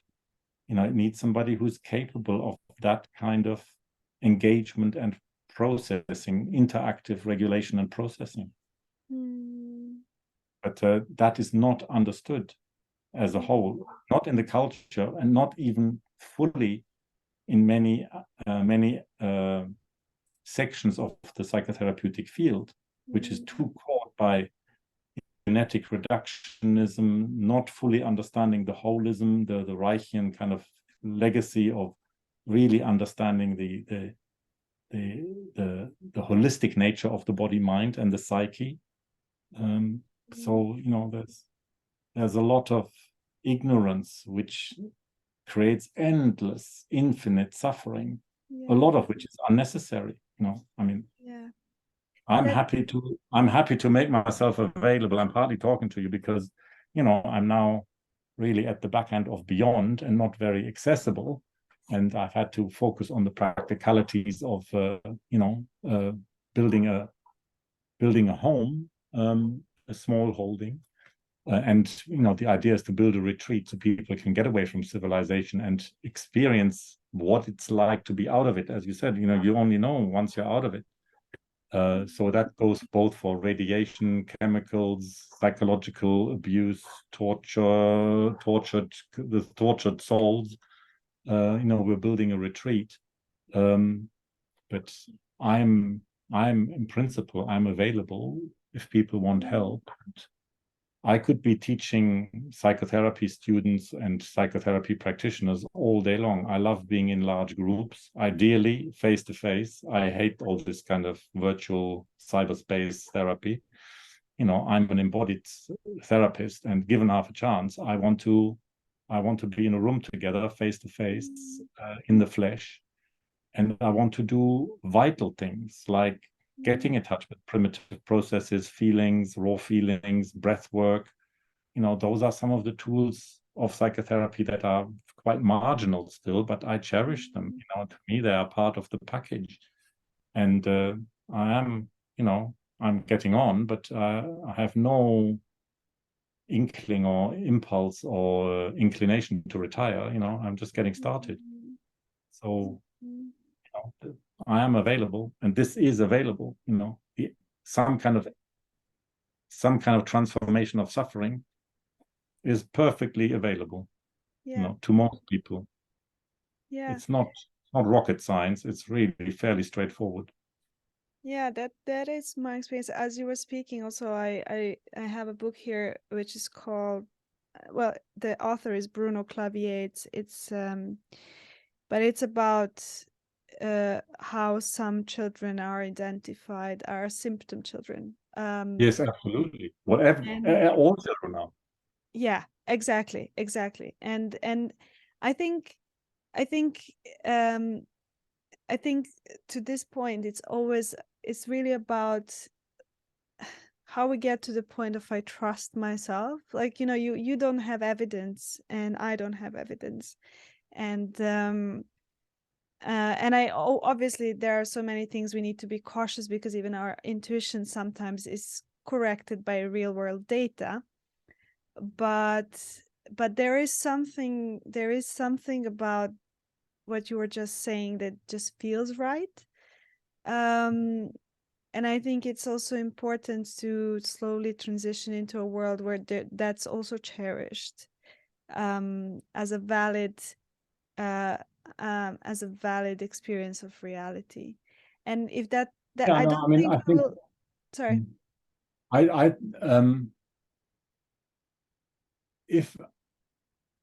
if I have an intuitive hypothesis based on, let's say, a holistic transformative process, the way you were talking, for example, about your experience now of your body mind, which wouldn't have been available to you, like, I don't know, 5 years ago or something.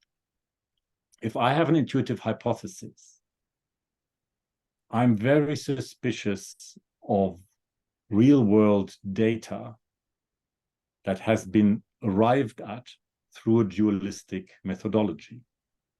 In most research, it takes me 2 minutes to pick holes into the methodology and how it's based in reductionism,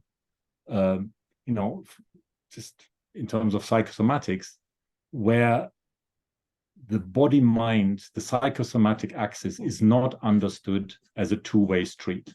People imagine is that biology affects psychology. Reich already said 90 years ago, it's a two-way street. Psychology creates biology, and biology shapes and conditions. It's a loop.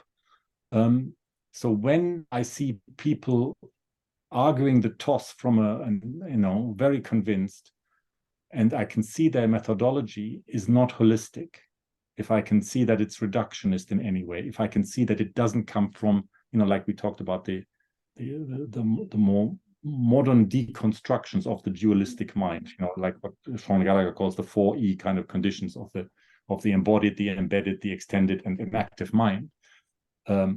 If I see that people are not coming from that, which was, one of the people who really helped him with that was Francisco Varela, who was a scientist, and he had a lot to say about self-organization and the cosmic process of self-organization.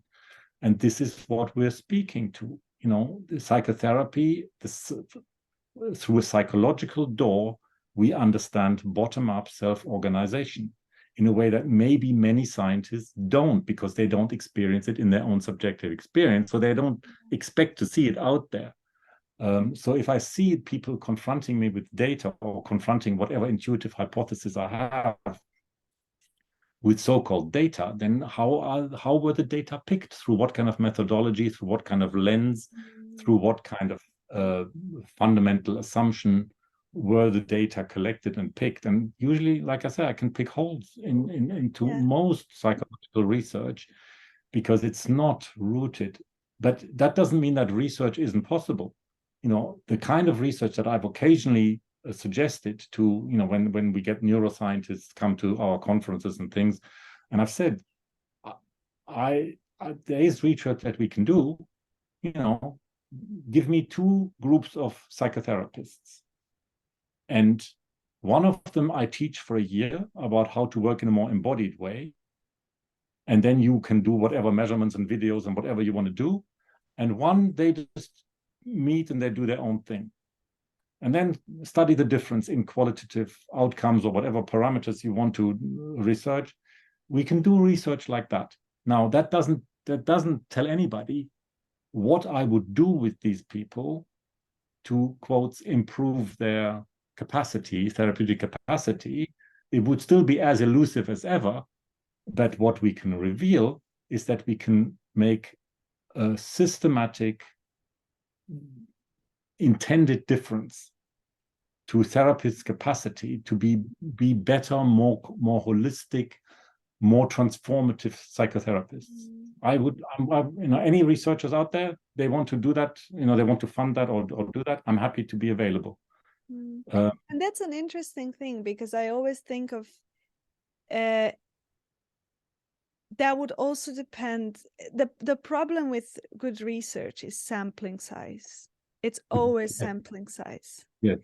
And the problem with good research is that you can almost always see something or unsee something depending on how you choose your sample and what you do with it. So you know, I can imagine that, you know, if the way you pick your therapists to be people who are already inclined, like, you know, like if you would pick like me, you, exactly. yeah, then it would be much easier to do that in a year. But then I imagine that there will be also a group of people that might completely not be able to do that, and then I'm not be able, but it would take longer. No, reluctant, absolutely. Yeah, no, I mean, Yeah, you and I already and found as part of the conversation that we have a passion for depth, and that we have a exactly. critique of the excuses against depth. So that is a significant factor. So that you know, so if I had 10 people like you where we agree on that, even just as one criterion, that would not a representative sample. You know, that would be, like you say, that's an error in sampling, because that's not representative. I agree. Yeah, I mean, and it's also really, because I'm now like I'm in these business spaces where we talk a lot about, well, what's our niche, what's our group, and I'm noticing how much of that is about recognizing whose language people can actually absorb, and Agree. that is, and we are essentially talking the same thing, but somehow the way we express, the way we embody, and What all any this. marketing person will tell you, you know, like this is the psychology of marketing. And, you know, for many psychotherapists who are self-employed businesses, they are really naive about they claim, and this was, I was challenged by a marketing person like that. You know, you claim to be good in communication, but your website is useless at communication. You know, you really don't speak the language of your customers. You speak your own language and you hammer it down their throat. And there's nothing inviting about that. You know, you talk about you, you're not talking about them. So many therapists fall foul of really very basic marketing psychology. And it's to do with kind of presenting ourselves. And, you and I talked before about the ridiculous irony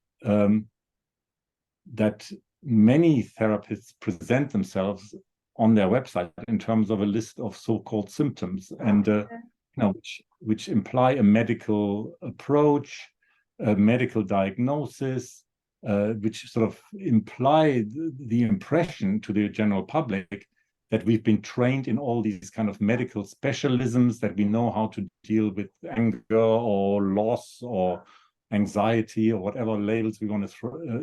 These are not categories that most of us even subscribe to. So we're just putting it on the website for marketing purposes.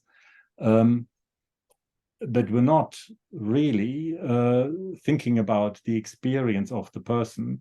If you want good marketing advice as a therapist, you want to sell yourself and attract as many people, convert as many people coming to a website as possible, I say, write your most passionate mission statement on a piece of paper and post it to your bedroom wall, and then forget about it, and then write something as vague and nondescript as possible and put it on your website. Because you want it's like therapy. You want people to project into it what they seek. You want to create an open space rather than, or at least we need to do some justice to the fact that it's meant to be an open space and not some religion that they need to sign up to, where they have to subscribe to your mission statement. I mean, that's not therapy. That's that's, like I say, it's a kind of mission proselytizing or something, but that's not therapy. So, but many therapists do this. They say, this is the list of symptoms and diagnoses that people come to me for. Yeah, but that's not how you think to yourself. And that's when you come to supervision with me, that's not how we think. You do the same thing with everybody, whether they suffer depression, anxiety, you do the same kind of approach that you do with everybody. So don't pretend that it's tailored to the client's symptom. It's a lie. Yeah. And I think there's something to be said about how much we actually want to be seen. And also what I'm learning is that our copy, or how they call it, really says a lot about us, as in what are we communicating in ourselves, who are we communicating to, and there is something in that. I think I'm recognizing for myself how much I'm catering to wanting to save, if in how I speak, with as opposite to inviting to an open space. And I think that is basically also a work of therapy. Exactly. That's what the marketing person was challenging me about. He said, there's no sophisticated communication about your website. That's a dumb way of presenting yourself. And it's all about your own neurosis. It's nothing to do with connecting with people or inviting people. Exactly. And I think that is somehow how we project into the world. Absolutely. And of course, we quite validly, need to kind of catch up with and deconstruct our own blindness as therapists and our kind of mission and, the savior complex and all of that. And the social complex, which is just a recipe for burnout. Yes. The bulk of the profession does not. I wrote an article, you might have seen it. I was invited to write for the BAC journal Private Practice, and I was running a workshop on the sustainability of practice and what really exhausts therapists and how do they process the emotional load of their practice and how do they burn out and how do we prevent burnout. And the standard things are, you need to really clear yourself before, and you ground yourself and you write notes and you have a crystal in your room, and but nothing about the inherent paradoxes of an impossible process that is incredibly emotionally taxing. You put yourself into the firing line of people's primitive unconscious processes. And, we need to get to the bottom of that if we really want to help ourselves, face these things realistically, in order to have a realistic handle on on how to process these. And especially because we're mainly in the field of the talking therapies, people are gloriously naive and oblivious of the body-mind impact, secondary traumatization, vicarious traumatization. So the reality is that most therapists can't cope with more than 4 clients a day. And many people, especially now the way the global economy is developing, therapy is a luxury item. You probably can't make a good living on 4 clients a day, or like 4 clients a day, like 4 days a week. That's not gonna cut it. So there is a real question about how we really face the impossibility of the therapeutic profession, the inherent paradoxes of therapy, and how we prepare students and beginning practitioners for the tsunami of emotional load that they're going to encounter. And so there's a lot of education, secondary training, CPD training that needs to happen in order to get people emotionally ready for practice. Like most therapists are so naive. They say amongst the experienced therapists, we say that when we are tutors and we assess people, and people are so desperate to get their paper of qualification. And I've always said in training, yes, okay, you care about your paper, but I care about you being a therapist that survives. I've got bigger fish to fry. So, because at the moment, with your concern about yourself and your piece of paper, the first borderline that comes along will eat you. And you can't imagine how much emotional energy you will invest in just plain survival, and if you have 2 or 3 of those, you won't have energy for a life. So people are completely naive about these things, and the body-mind impact especially. So we need to really be preparing people for processing. You can't switch off your mirror neurons. Your mirror neurons are beavering away all the time. And, I don't know, people, this is a known thing now in psychotherapy by many people, that your mirror neurons are beavering away, translating what you perceive to be the internal state of the other into your own body. You basically absorb the feeling state of the other. And then in the olden days in psychoanalysis, people call this projective identification, and we can throw all kinds of labels of empathy and vicarious traumatization at it. But essentially, your task is to lay yourself open to osmosing the internal conflicted state or traumatized states of the client's internal world. And you need to process that. And then therapy becomes a very, very difficult process that is not at all linear. And most therapists are not prepared for that, so they need help. There's the help that you and I talked about in terms of making oneself available to the raw feelings that are cooking there. But of course, your body is absorbing those, whether you consciously invite them or not. So there's a lot of learning that needs to happen on those body-mind levels of what is involved in having a practice. And this is what, like when I was talking about, I'm inviting research. I can think very easily of being a supervisor to therapists who started out not being able to have more than 12 clients a week, and struggling with making a living and paying for supervision and everything. And, and it takes sometimes a torturous process, and secondary training. But I have accompanied, as a supervisor, I have accompanied people into a thriving practice where they now have a more difficult client load, but they see 25 people a week, and they're booked out and they've got a waiting list. And that is something you give off, that body-mind capacity to really provide an open space that is not conditional on the client behaving themselves, and being, you radiate that. And that really converts, and that is also the flavor that we need to be able to somehow, the impression we want to create in the website, that we're available for that kind of thing. And there's a huge variety of help that people want. Some people want superficial help in a life transition.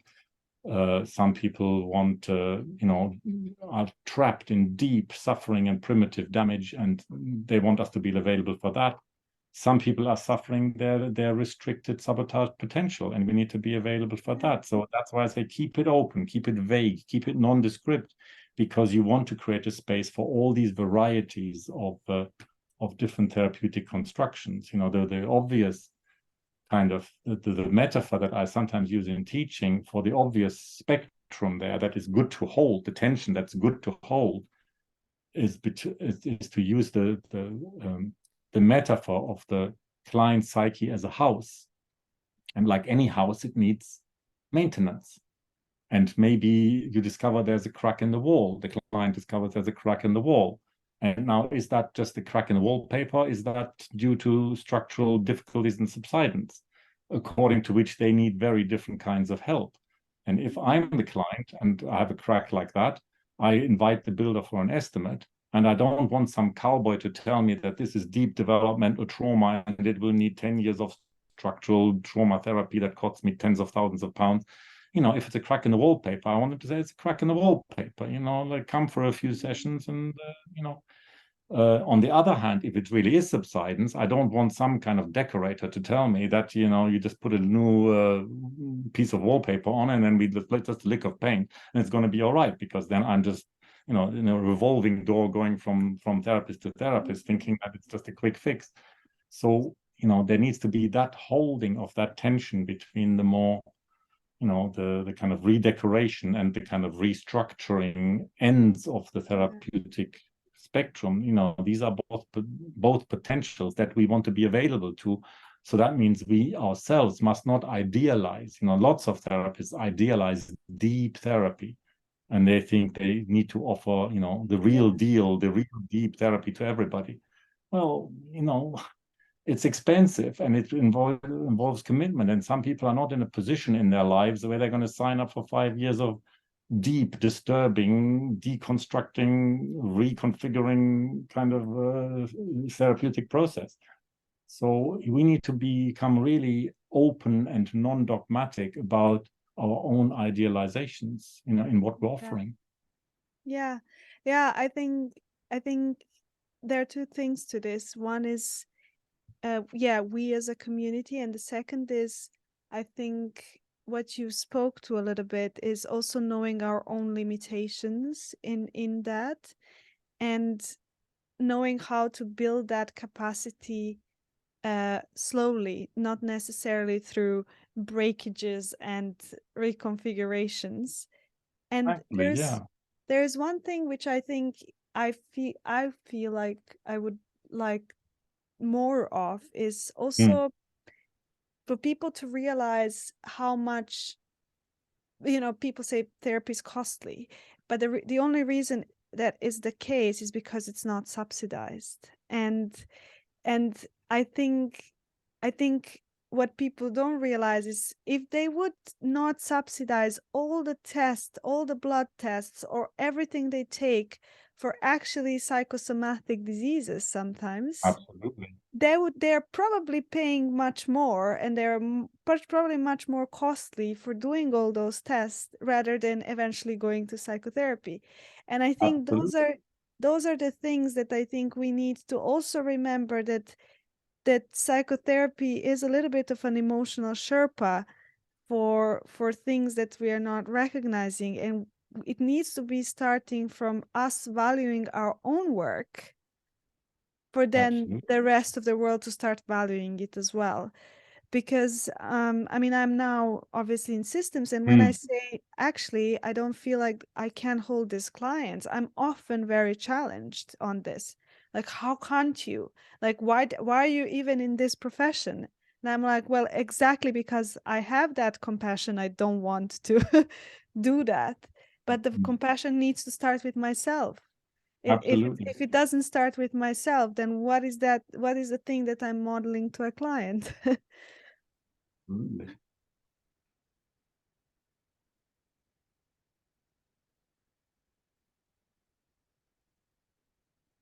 Yes, I mean, when people talk about the expense of therapy, and especially ongoing therapy, one of the one of the things I refer to is the difference in how much of their income the French spend on food and how much the English spend on food.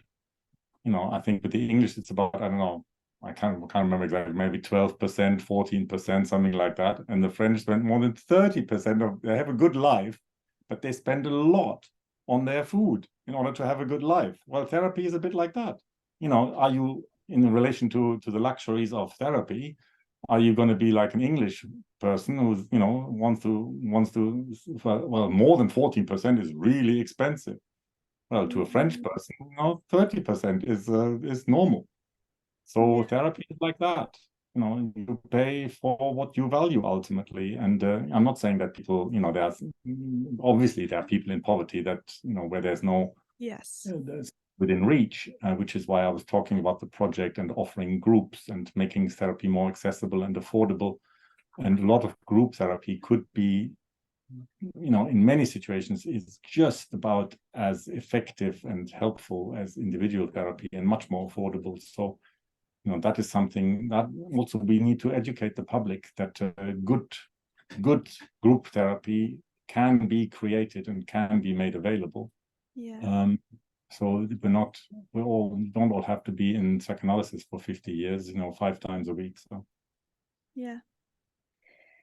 Okay, I think we're both exhausted, but I'm not exhausted. me. I feel quite energized, but I've got other things to do. So I think well, I am definitely physically exhausted, but mentally energized.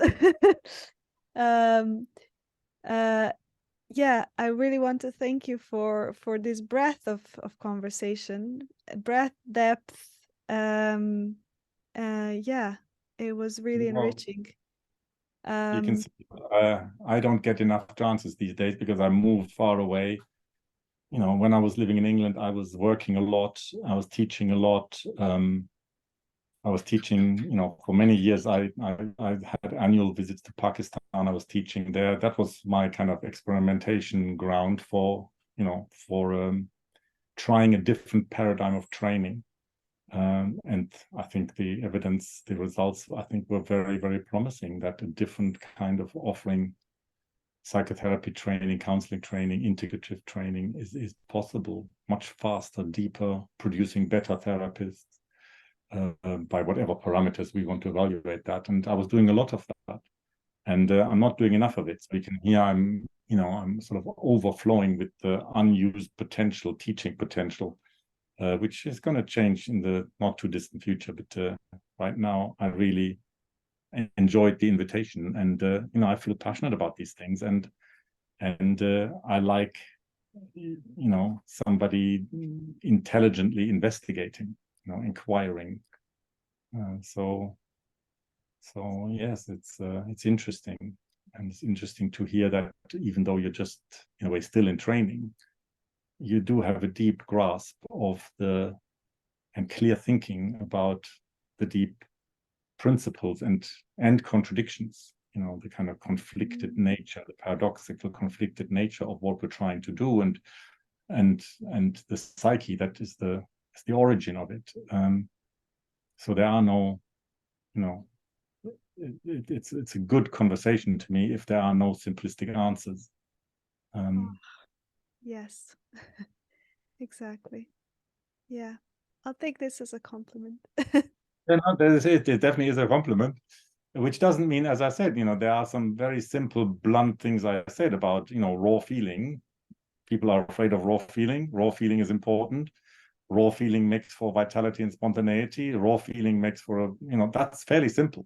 And we said there's 7 basic emotional affective systems in affective neuroscience. So that's a very simple, blunt statement to make. It's not as if there are not some simple things we can say, but how we then interact with each other and with clients, that's a much less straightforward, linear thing. And so, I think you really invited the complexity, and I think your mind really benefits from having the access to the kind of more intuitive right brain embodied emotional process through Gestalt, and then having your scientific mind there making sure you're not going, off into wild areas of speculation only. Yeah. Yeah, and Really. interestingly, that's been my life journey. I was a dancer and a scientist, and psychotherapy. One therapist I interviewed, he said psychotherapy for him, and I think for me, is a integrating principle. It's a place where I can be both, where I can bring Yeah. all of it, and that's what I really enjoy about that. And I imagine you. Yeah. Yeah. I mean, that's, I think more extremely than you. I've just spent my whole adult life just doing that, apart from Mm, farming and gardening a bit, but and having children and relationships. But apart from that, that's been my life. So mm, that's a more extreme version, even of, I don't have the scientific other endeavor there. So yeah, mm. that's my vocation, and that's what I've invested in, and there are many blessings that come from it in terms of integration. Mm. And interesting, I'm just thinking of the question, who are you? And like kind of Mm. making that Mm. circle. And it seems that Yeah, you tell me. everything we've talked about was really psychotherapy. And it feels like that is really who you are at your core, a Well, therapist. it's Yeah. be careful. It's the way you and I construct therapy. This is what you and I wish it can be. Yeah, yeah, no, no, absolutely. No, I'm saying about you, because some people would say therapists and, but with this conversation was really Yes, no, I get what you're saying. Yes, therapy. yes. And it doesn't mean, yeah, it's open where we've co-constructed here, but what you brought felt like that is really such a really big part of you. Yes, it is. And I think, with what we said about the origins of psychotherapy and the public misconceptions of it, because in a way, a lot of the time, well, certainly the general public, but to a large extent, also the profession itself, is trying to make sense of the mystery of what it is through approximations, Mm, through scientific approximations, medical approximations, social work approximations, behavior modification approximations, contradiction mode approximations. And these are reductive reifications, like you were talking about godifying things. These are reductive reifications which fall foul of the mystery. So a lot of the time, psychotherapists fall into the trap of trying to do justice to these misconstructions of associated helping professions, mm, but not doing justice to the psyche. And it's only when you really inhabit the psyche for its own sake, by its own parameters, on its own terms, where you're not assimilating it to another discipline, certainly not kind of left brain scientific methodology only. If you're not assimilating it, but trying to do justice to its own logic, its own, to psychologic, rather than any other kind of logic, it's only then that you get the flavor and the benefit of the mystery that's there. mm, Otherwise, you're trying to approach the mystery through ideas and notions and preconceptions that can't meet it, that can't do it justice. And then, of course, people get disappointed. There's huge promise, and then there's all this disappointment. So, no, I think we can say that by really being non-dogmatically interested in the whole field, in the broad spectrum integration, and in being really interested in the contradictions, like I mm. have for years, I've proposed this conference where we act out the conflicted, like do family constellations on the conflicted history of the psychotherapeutic field, which really what that would boil down to, is that we have a sort of diversity of representatives, and yes, they can have theoretical arguments about TA and Gestalt and psychoanalysis and relational, Jung and Freud and whatever. But the deeper challenge is to therapize each other. Yeah? And people complain about different theories and blah, blah, blah. But really, the gifts of it only become available when you apply the ideas to each other. So if Freud becomes Jung's therapist, Jung becomes Freud's therapist, right? Because the therapeutic validity of it is not in the idea, is in the application to somebody else's limited partial identity.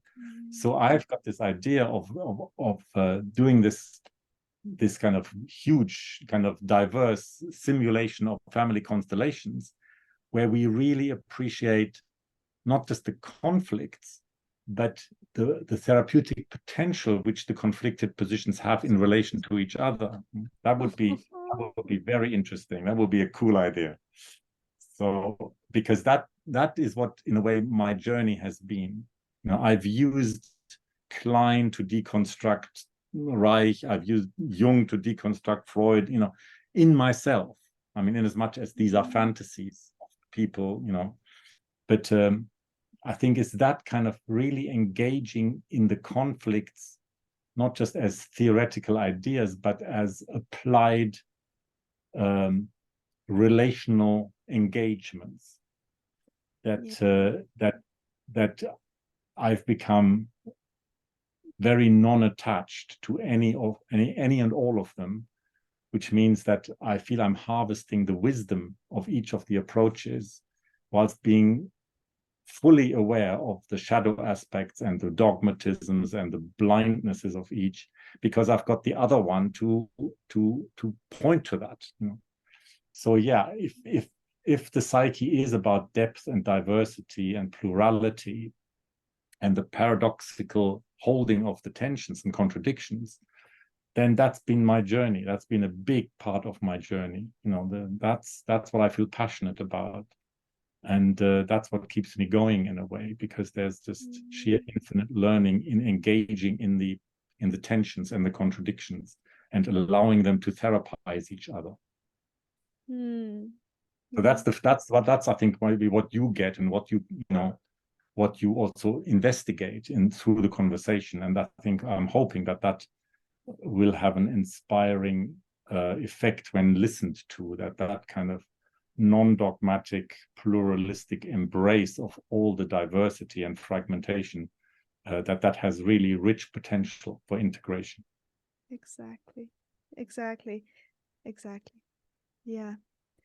I would stop here, although I would completely continue further, but thank you so much. Well, thank you.